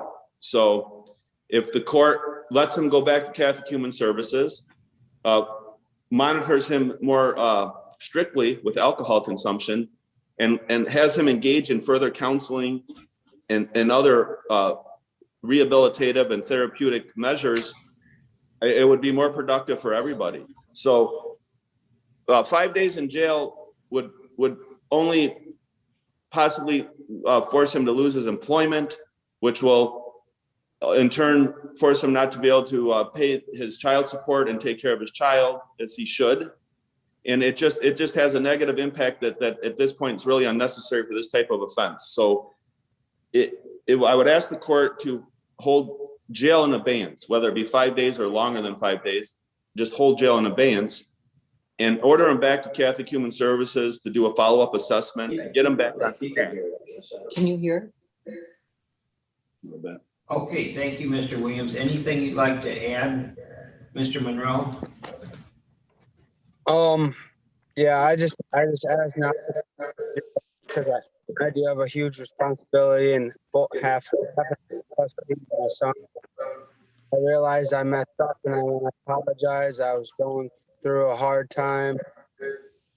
I went to the printing and I just got over a huge viral infection, and that was because I really took care of myself, and I want to myself to better than what I have, and because I want. Mr. Monroe, we can't hear you. You have to put your phone by your mouth and talk into it clearly. Nobody can hear what you're saying. Sorry about that. I just want to prove to the court and to myself that I can actually succeed in this court system. I did great the first time on probation. I went through a hard time. I just got out of a huge viral infection. I couldn't take care of myself or my son at that time, and I just want to prove to everyone that I can do this. I can succeed and actually, do good. I just want to get back together and take care of my son, and I just ask for no jail time. I need to do probation. All right. What's your work schedule? When do you work?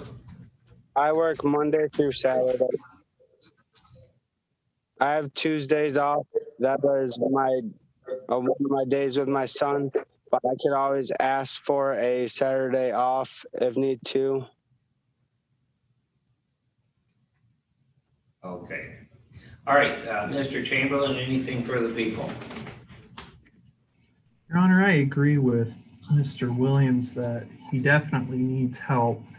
I am concerned that since February, he hasn't completed the basic awareness group, which is one of those helps already. If you do decide to hold the jail time in abeyance, I think it should essentially be triple that. So if he screws up again, he gets 15 days in jail. That way he realizes, this is pretty much the last straw. I also agree that he should go back to do a reevaluation, disclose everything, and the CAM device I agree with, and same with continued probation, Your Honor. All right, thank you. So this is sentencing on a probation violation. The defendant, actually it was multiple violations for missing pulmonary breath tests and testing positive twice. The defendant apparently has made up some fairly far-fetched excuses, including something about his son dropping water on his in-home device, causing a positive on the 25th of June. The defendant also has previous probation violations where a warning was given for 3 separate incidents showing positive test results. What it shows me, when you're willing to go to jail and you're telling me how important your job and your son are today, but you keep putting the bottle above your work and your son. And it's obvious you've got a very serious alcohol problem here. And so I'm willing to continue to work with you to try to do something about that. But you're going to have to get serious about this. There's no doubt this will affect your son, probably as much as it affects you. And you're a young guy, and it's sad to see that you've got such a hold on you with the alcohol. So anyhow, what I'm going to do is generally follow the recommendation, but I'll kind of meet you halfway here. I'm going to have you disclose all of these violations, to Catholic Human Services. You need to provide a copy of this violation report to them in addition to discussing the violations with them. And you need to provide proof that you did that to your probation officer. Rather than the 5 additional days in jail, what I'm going to do is I'm going to have you turn yourself in by 5 p.m. on Saturday, that's tomorrow, to the Leelanau County Jail for an overnight.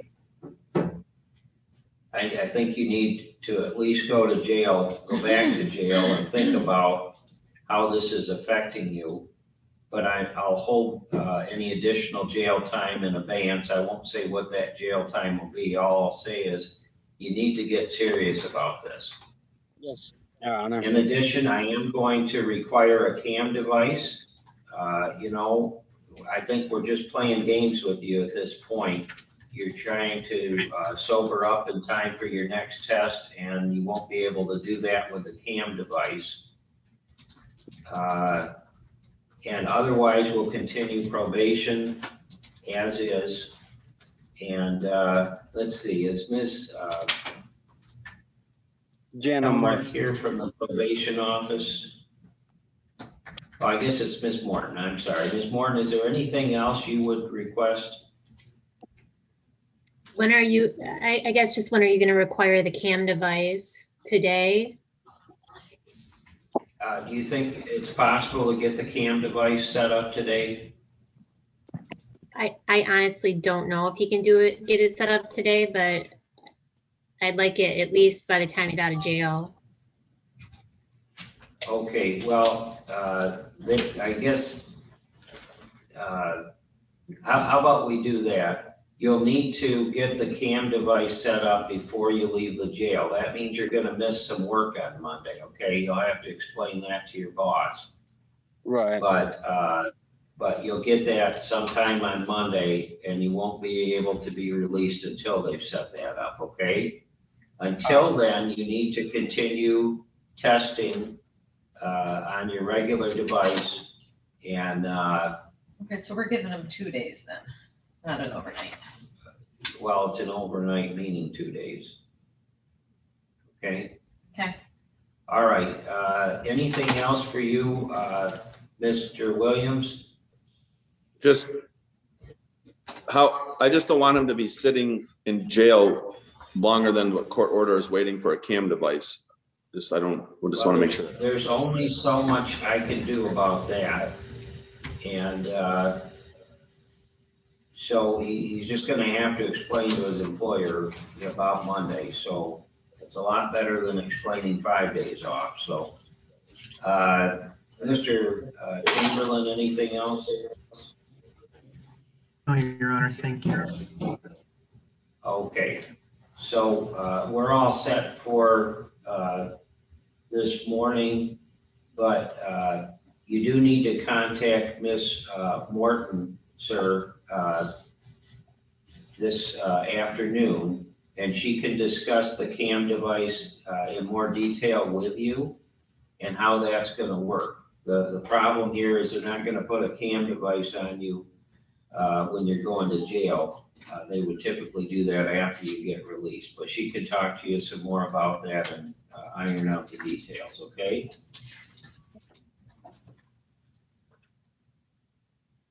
All right, you're all set. Feel free to sign off at this time. All right. Thank you. Thank you. Yeah. All right, we are up to our preliminary examinations at this time. And let's see, Mr. Donaldson, are there any preliminary examinations that will be quick? Yeah, I think Mr. Travis and I can handle the cutting one. Okay, so is that are you expecting a waiver on that or something else? A plea, Your Honor. Plea, okay. So let's go to People versus Melissa Cutting, file 211546 FY. And Mr. Travis is here on behalf of Ms. Cutting. Are you able to hear me, Ms. Cutting? I am. Okay, good. And Mr. Donaldson is here on behalf of the people. This is the date set for a preliminary examination. Mr. Travis, is that correct? There's going to be a plea of some sort? Yes, Your Honor, that is my understanding, that the prosecution has offered contingent to a couple things that have occurred, that they would offer a plea of a larceny between 200 and 1,000, making it a 1-year misdemeanor.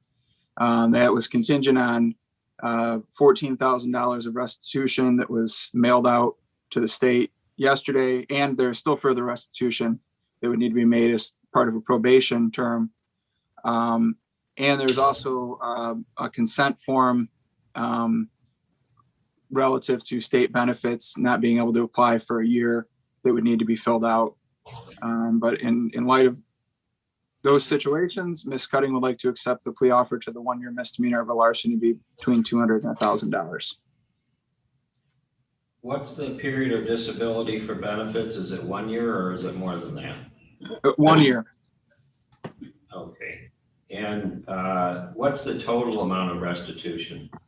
Your Honor, in addition to the $14,000, there would be another $1,212.58 in one kind of reimbursement that she received, and an additional $12,320.59. All right. So, Mr. Travis, does that sound accurate? It does, Your Honor. All right. Mr. Donaldson, is that a complete statement of the plea agreement?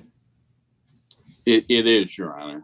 And I understand that perhaps it's outside the standard, given that it's a property crime, but we're asking for the probationary period to maintain the leverage to get the additional restitution paid. Okay, and that would make sense to me, and I think we should go into this with the understanding I would probably impose a 2-year probationary period to make sure that the restitution gets paid.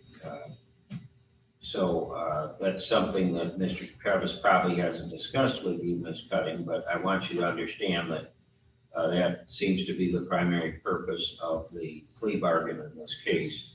Do you understand that? Yes, Your Honor. Okay. All right then. So is there anything else that has not been disclosed on the record this morning that you've been promised in order to get you to plead guilty? No, sir. All right. You understand that by pleading guilty, you will have a conviction for larceny $200 to $1,000, a 1-year misdemeanor. The felony charge would be dismissed. And you'd also be obligated to pay the full amount of restitution, which is somewhere in the order of about $28,000. Yes, sir. Okay. Has anyone used any force, threats, or coercion to get you to plead guilty? No, sir.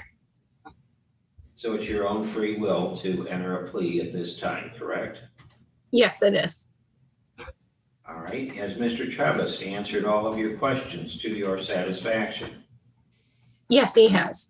All right. I need to go over your trial rights with you. Make sure you understand those before I'm able to accept a plea. So please listen carefully.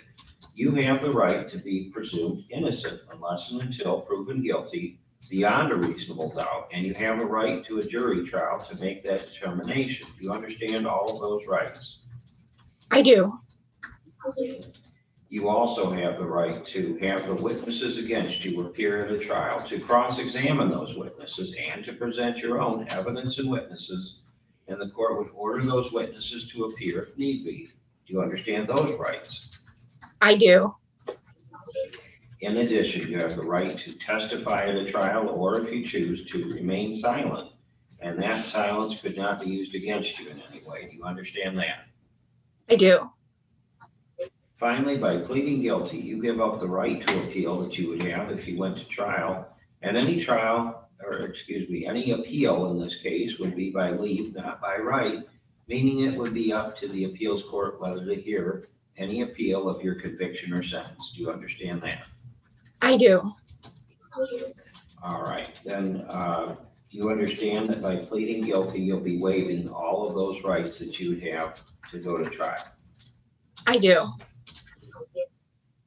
I'm going to turn to the complaint now, and I need to establish there was in fact a crime committed. So let's see, cutting.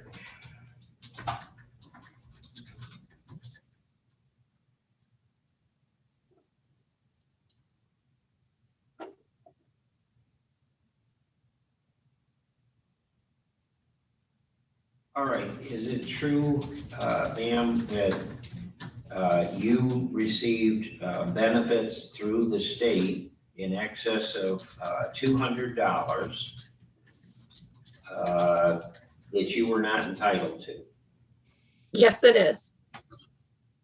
And the time period during which you received those benefits, it says on or about January 1st of 2016. So, and you were living in Leelanau County at the time, is that correct? It is. All right. And what did you do to receive those benefits without being entitled to them? Did you fail to report income that you received or something like that? I did. Yes, I did. Okay, so there was income you should have reported and you didn't, and you received the benefits only because you didn't let the folks know at the state about that income. Is that correct? Yes. All right, and in fact, the amount that you received in excess of what you're entitled to was about $27,000. Is that correct? It is. Your Honor, All right. that I think that figure, I withdraw my comment. My math was off. Okay, and I'm just establishing it was more than the $200, but, so anyway, Mr. Travis, are you satisfied there's a sufficient basis for the plea in this case? I am, Your Honor. Mr. Donaldson? Likewise, Your Honor. All right, then to the charge of larceny, 200 to 1,000 as a 1-year misdemeanor offense. How do you plead? Guilty. All right, I will accept your plea. It's obvious it's voluntary, accurate, and understanding. We're going to set this for a pre-sentence investigation report. The original felony charge will be dismissed at the time of your sentencing, which will be on? It will be on August 27th at 9:30. Okay, August 27th at 9:30. And prior to that, I'd like to get a pre-sentence investigation report. And you'll need to contact our probation office to set that up. I'm going to give you a phone number here. Do you have a pen handy to write this down? I do, Your Honor. All right, it's 231-922-6899. Please call between 1 and 4 p.m. this afternoon. Okay. All right, we are all set for this morning unless there's anything else for you, Mr. Travis? Nothing further, Your Honor. Thank you. Or Mr. Donaldson? Nothing, Your Honor. Thank you. All right, feel free to sign off at this time, Ms. Cuddy. Thank you.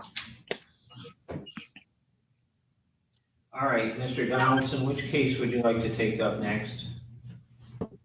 Are you ready, Mr. Burdette? Is that one you and I have together? Yes. Diane Escobedo, is she on? All right, Ms. Escobedo, are you there? Yes, I am. Your Honor, I apologize to interrupt. This is Paul Jarbo. In the jail is Jacob Brown, and I do need to speak to him prior to our hearing. It might be an opportunity if you could put the two of us in a breakout room. All right, thank you. Do that next.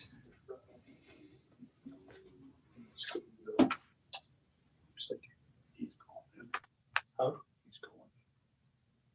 he's gonna do Brown first. Oh, I see. Okay, well, there's Escobedo. You may need to get him to take his, use the remote to go off mute. All right. So we'll go back to the Escobedo case.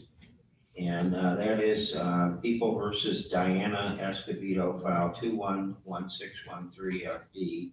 Mr. Burdette is here for the defendant, Mr. Donaldson for the people. And Mr. Burdette, are we going to have a preliminary examination today? No, we're not, Your Honor. My client's going to waive the preliminary examination. I know the prosecutor has filed an amended felony complaint and dismissed one charge and added a misdemeanor charge of reckless driving. Okay.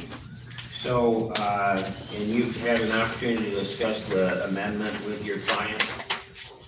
Yes, Your Honor. Okay. All right. So, Mr. Donaldson, are you agreeable to a waiver in this case? I am, Your Honor. And most importantly, Ms. Escobedo, have you discussed this with Mr. Burdette, and you understand the purpose of today's hearing and you want to waive your right to that hearing? Is that correct? Yes.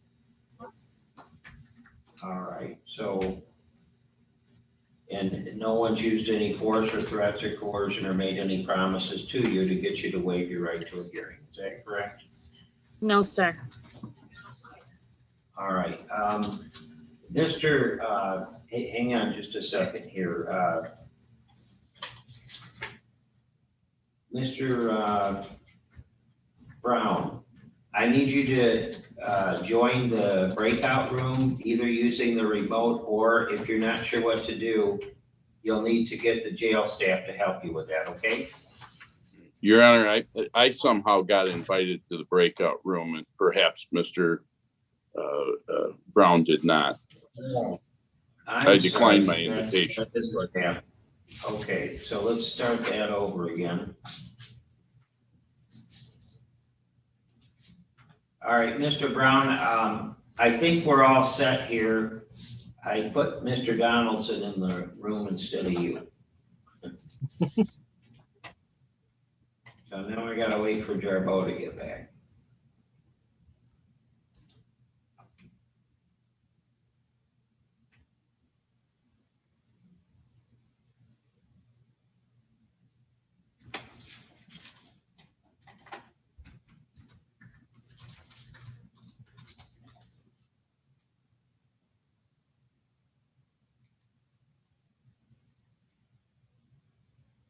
It didn't work.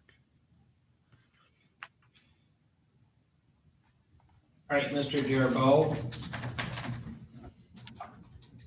Yes, Your Honor. I'm gonna need to start over here. I put Mr. Donaldson in the room instead of the jail, so. Well, We that's had a nice conversation, Paul. That's a little dangerous, Judge. Now he's going to have all these confessions and statements.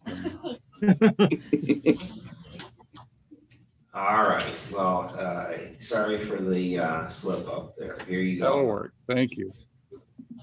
Yeah. All right, so the examination has been waived. The defendant is bound over on the charges in the complaint. to appear next on September 23rd at 8 a.m.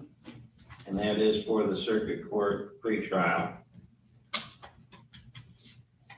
Is there anything else we need to take up before the circuit court arraignment? I don't have anything, Your Honor. Nothing. All right, well, bond will be continued, and Mr. Burdette, the arraignment, please. Yes, sure. I will waive any further reading of the felony complaint. My client's going to enter a plea if not guilty and request a jury trial. And you've no doubt advised her of the nature of the charges and maximum penalties, correct? Yes, sir. All right, I will enter a not guilty plea on the defendant's behalf. And if there's nothing else, we're all set for this morning. Good luck, Ms. Escobedo. All right, thank you, Your Honor. You have the Thank you. pretrial form, Judge, as well. Your Honor, is that still Mr. Brown I see on my screen that's not in the breakout room? Oh, I hope not. No, he's in the breakout room. All right. Okay, which case would you like to take up next, Mr. Donaldson? Who else is ready, Your Honor? Right. Well, Doug, are you I think handling Mr. Judge Garbo's Stewart? in the breakout. Yeah. All right, is Stewart? Douglas Stewart present? Apparently not. Have you had contact with Mr. Stewart recently, Mr. Burdette? Yes, I have. Is he signed in? Well, unless he's under Judy's iPad or Brian Dion, I don't see a Douglas Stewart. Who is that on the Judy's iPad? It looks like that might be him. You're muted, sir. If you could unmute yourself.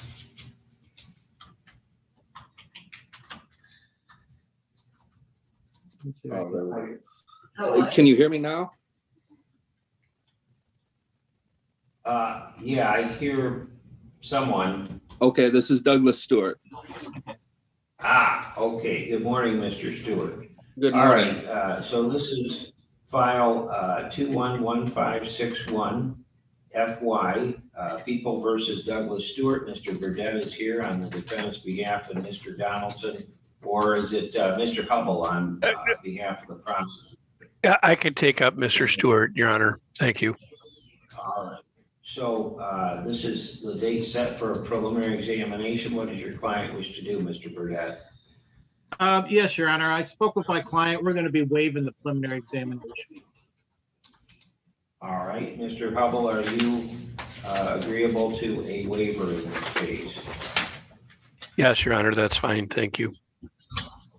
All right, and Mr. Stewart, have you discussed this with your attorney and the purpose of today's hearing, and do you wish to waive your right to a hearing? Yes, Your Honor. All right, have you been forced, threatened, coerced, or promised anything to get you to waive your right to a hearing today? No, Your Honor.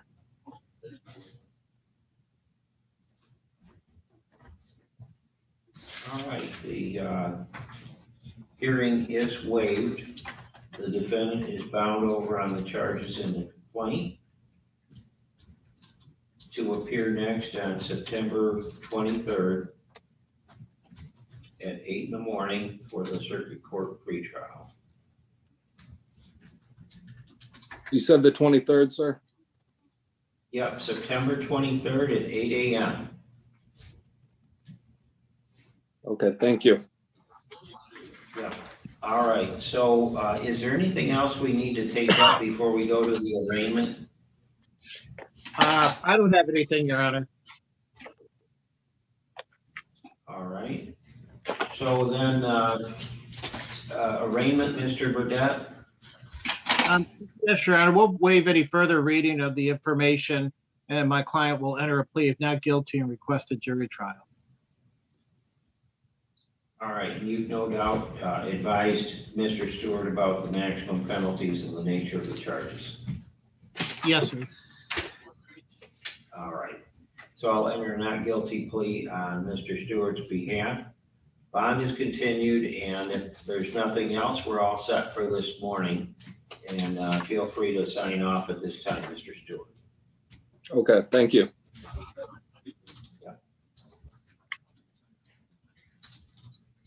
All right, so we've got Mr. Brown and the formal hearing left. Mr. Chamberlain, are you handling the formal hearing on Mr. First? Yes, Your Honor. All right, and it looks like you've got a couple of officers here for that. Is that for this case, or is that the Brown matter? That's for this case, Your Honor. Okay. All right, Mr. First, are you able to hear me okay? Yes, Your Honor.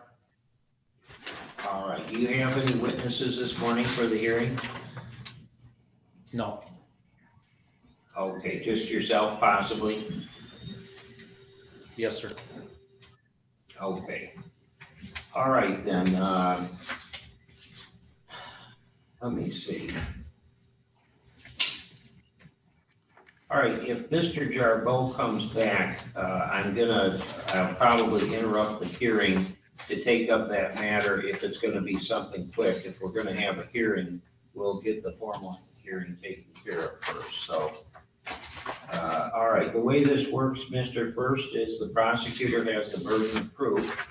So Mr. Chamberlain will call any witnesses. And if he has, you'll have a chance to cross-examine those witnesses. And after the prosecutor has presented his case, then I'll give you a chance to give any testimony you wish to give, or to present any evidence or witnesses, and then I'll make a decision, okay? So any questions about that, Mr. First?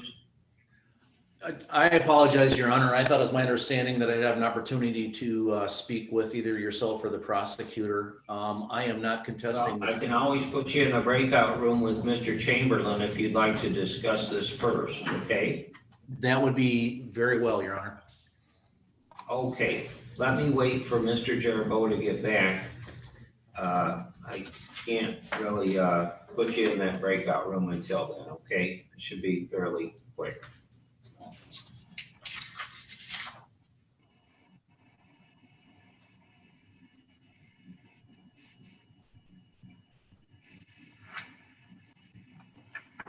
I'm gonna Mr. First, take a 5-minute recess here.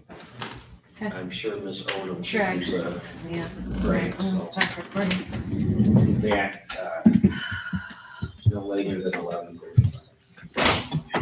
Mr. First, if you have a phone I could give you a call on and we can talk about it while they're in their breakout room. Yes, sir. Please go ahead. 715-587-9066. 715-587-9066. Yes, sir. I'll call you right now.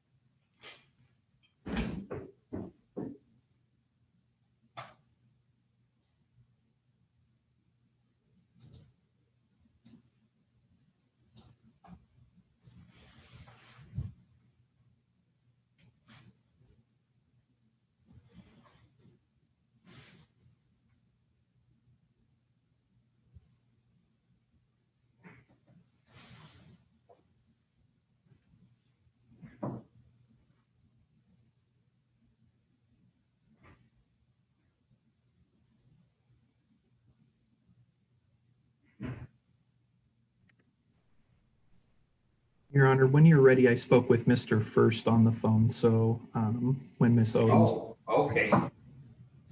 I need to wait for my reporter.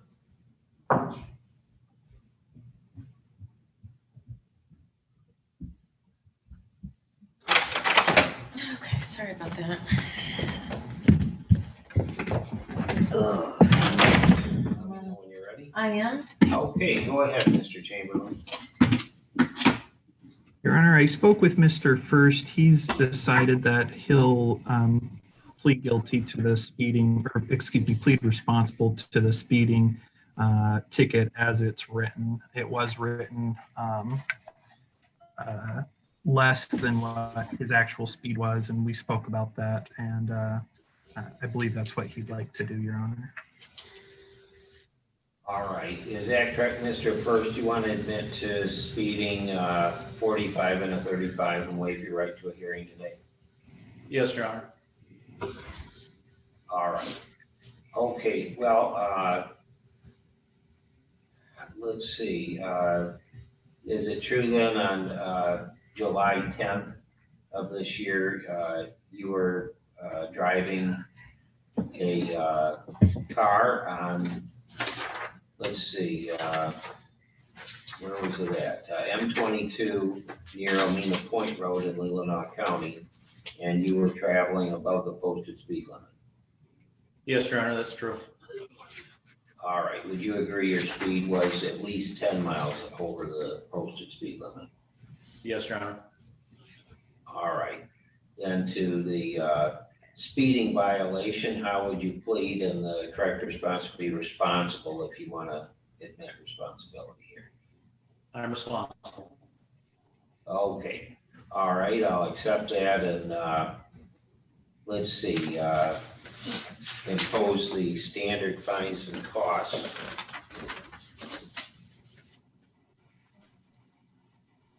See, I don't have my big book up. Maybe Miss Caskey's is here and she might know. Okay, give me just a second here. Ms. Cassidy is gonna help us out. All right, I'm sorry, Judge, that was standard fines and costs on, was that 10 over? Yeah, Then that would be $130, 130, sir. all right. So it's $130 and you'll need to contact the court to take care of that. And anyhow, I appreciate your appearance this morning. And thank you, Officers Dion and Smith, for being here as well. And we're all set for this morning. Feel free to sign off. Thank you, Your Honor. Thank you, Your Honor.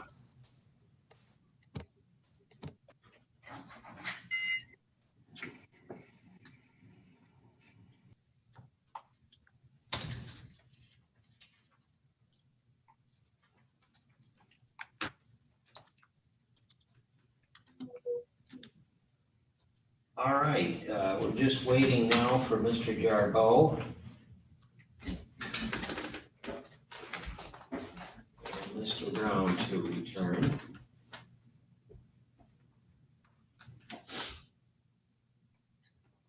Oh, there's also a Shane Bobier. Is Shane Bobier present?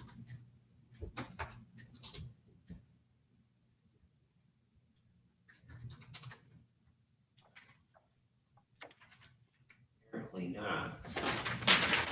You Who still do I have Shane have here in- in jail, right? Okay, we need him. Oh, Judge was just asking. You got, oh yeah, he's in the breakout. Okay, thanks. Okay, got it. Okay, bye. Not Brown, Bobier. Yeah. I have him for a probation plea and sentence. Excuse me, Judge. Mr. Bobier is also in the Leelanau County Jail.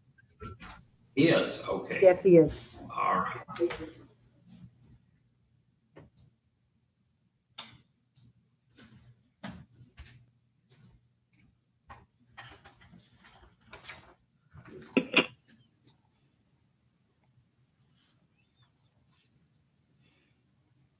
All right, let's get Mr. Brown back.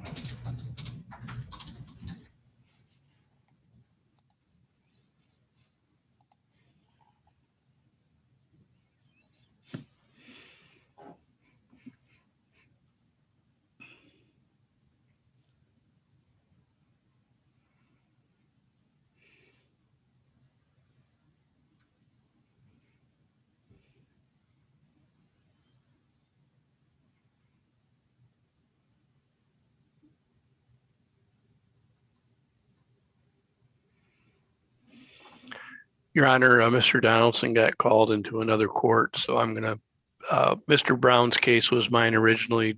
Doug worked on it for me this week because I had some other pressing matters, but I'm prepared to appear for the court on that matter when Mr. Brown shows up from the jail.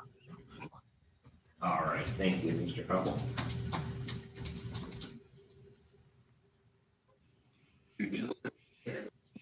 Okay, Mr. Brown, are you able to hear me okay? Yeah, I can hear you. All right, this is People versus Brown. Once again, file 1545 of 2021. Mr. Jarboe is here on behalf of Mr. Brown, and Mr. Hubble is here for the people. So Mr. Brown is scheduled for a preliminary examination this morning. Mr. Jarboe, are you prepared to go ahead? No, Judge. The prosecutor's office and I had some further in-depth discussions regarding a possible resolution this morning. I've just had a few moments to speak with Jacob about that resolution.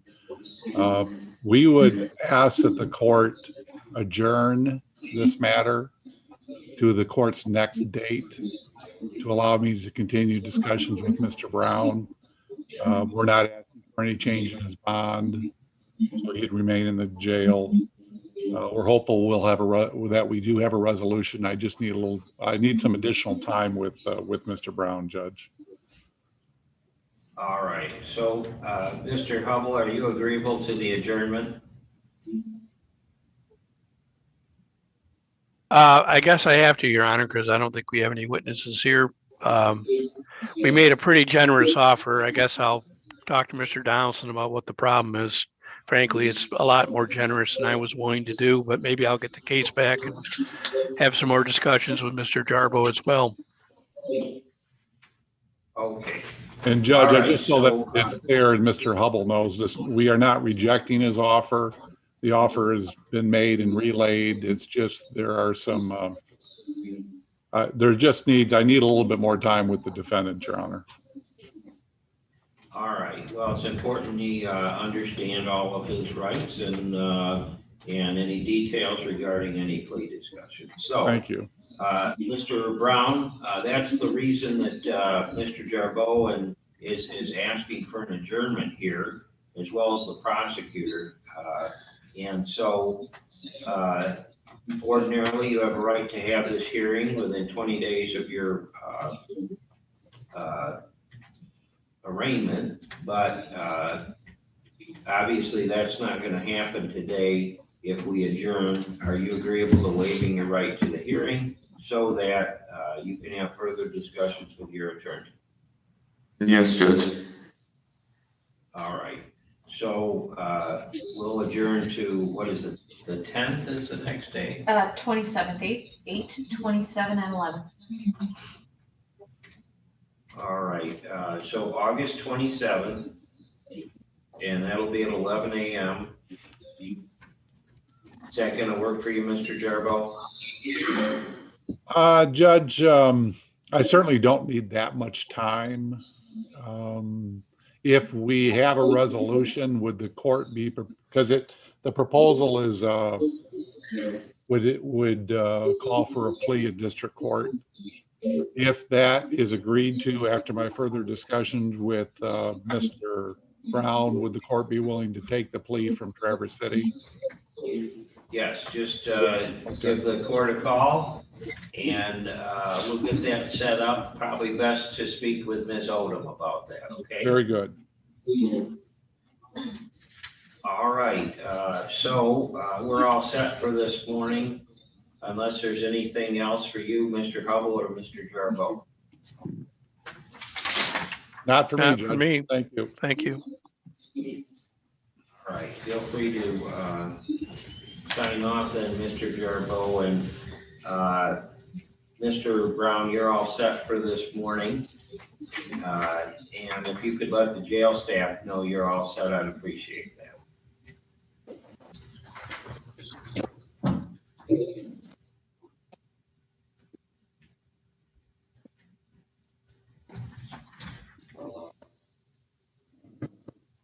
All right, I have someone in the meeting, name is Christina on the screen.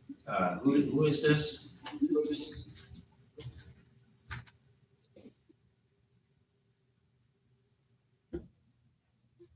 Okay, I thought that might be Mr. Bobby. Oh, I'm sorry, he's in the jail.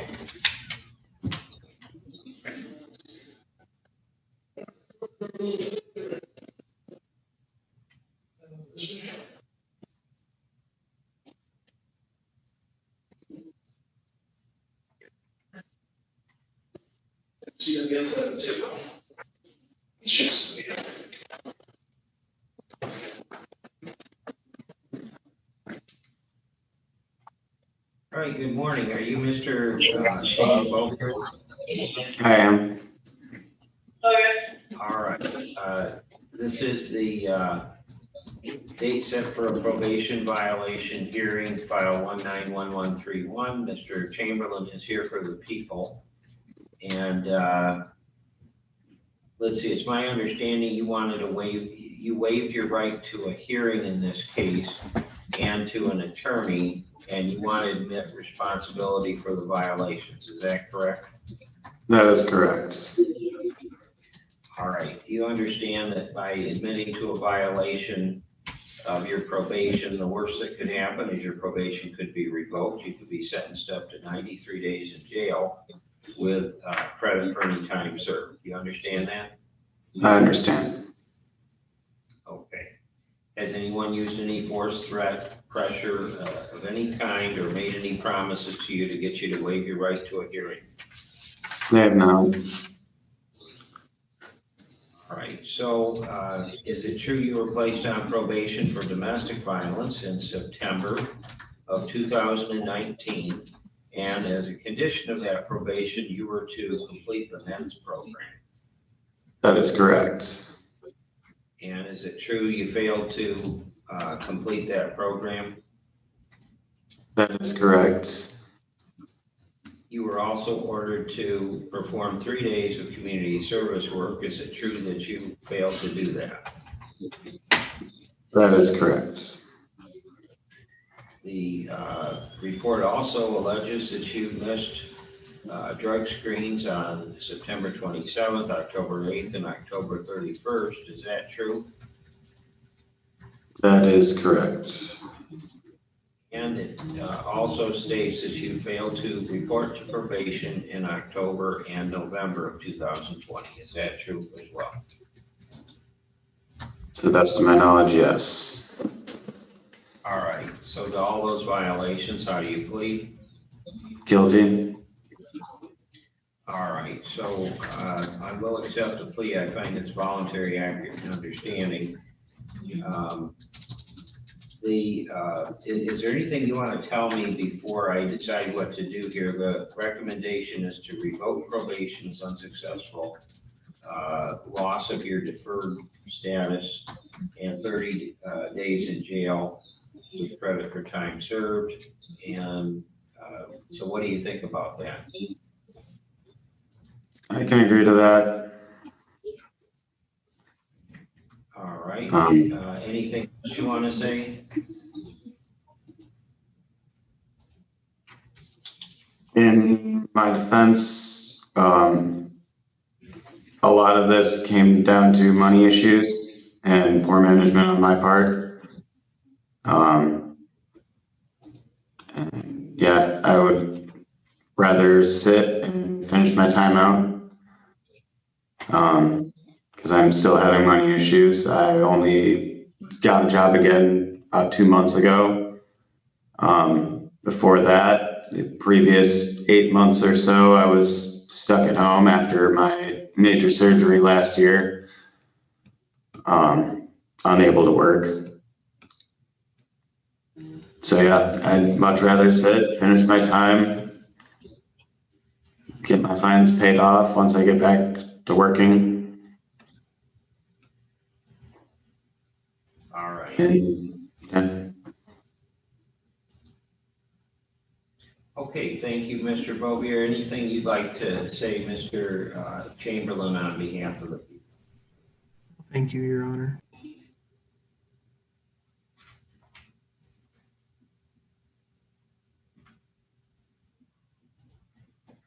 All right, well, this is sentencing on multiple violations stemming from a domestic violence conviction.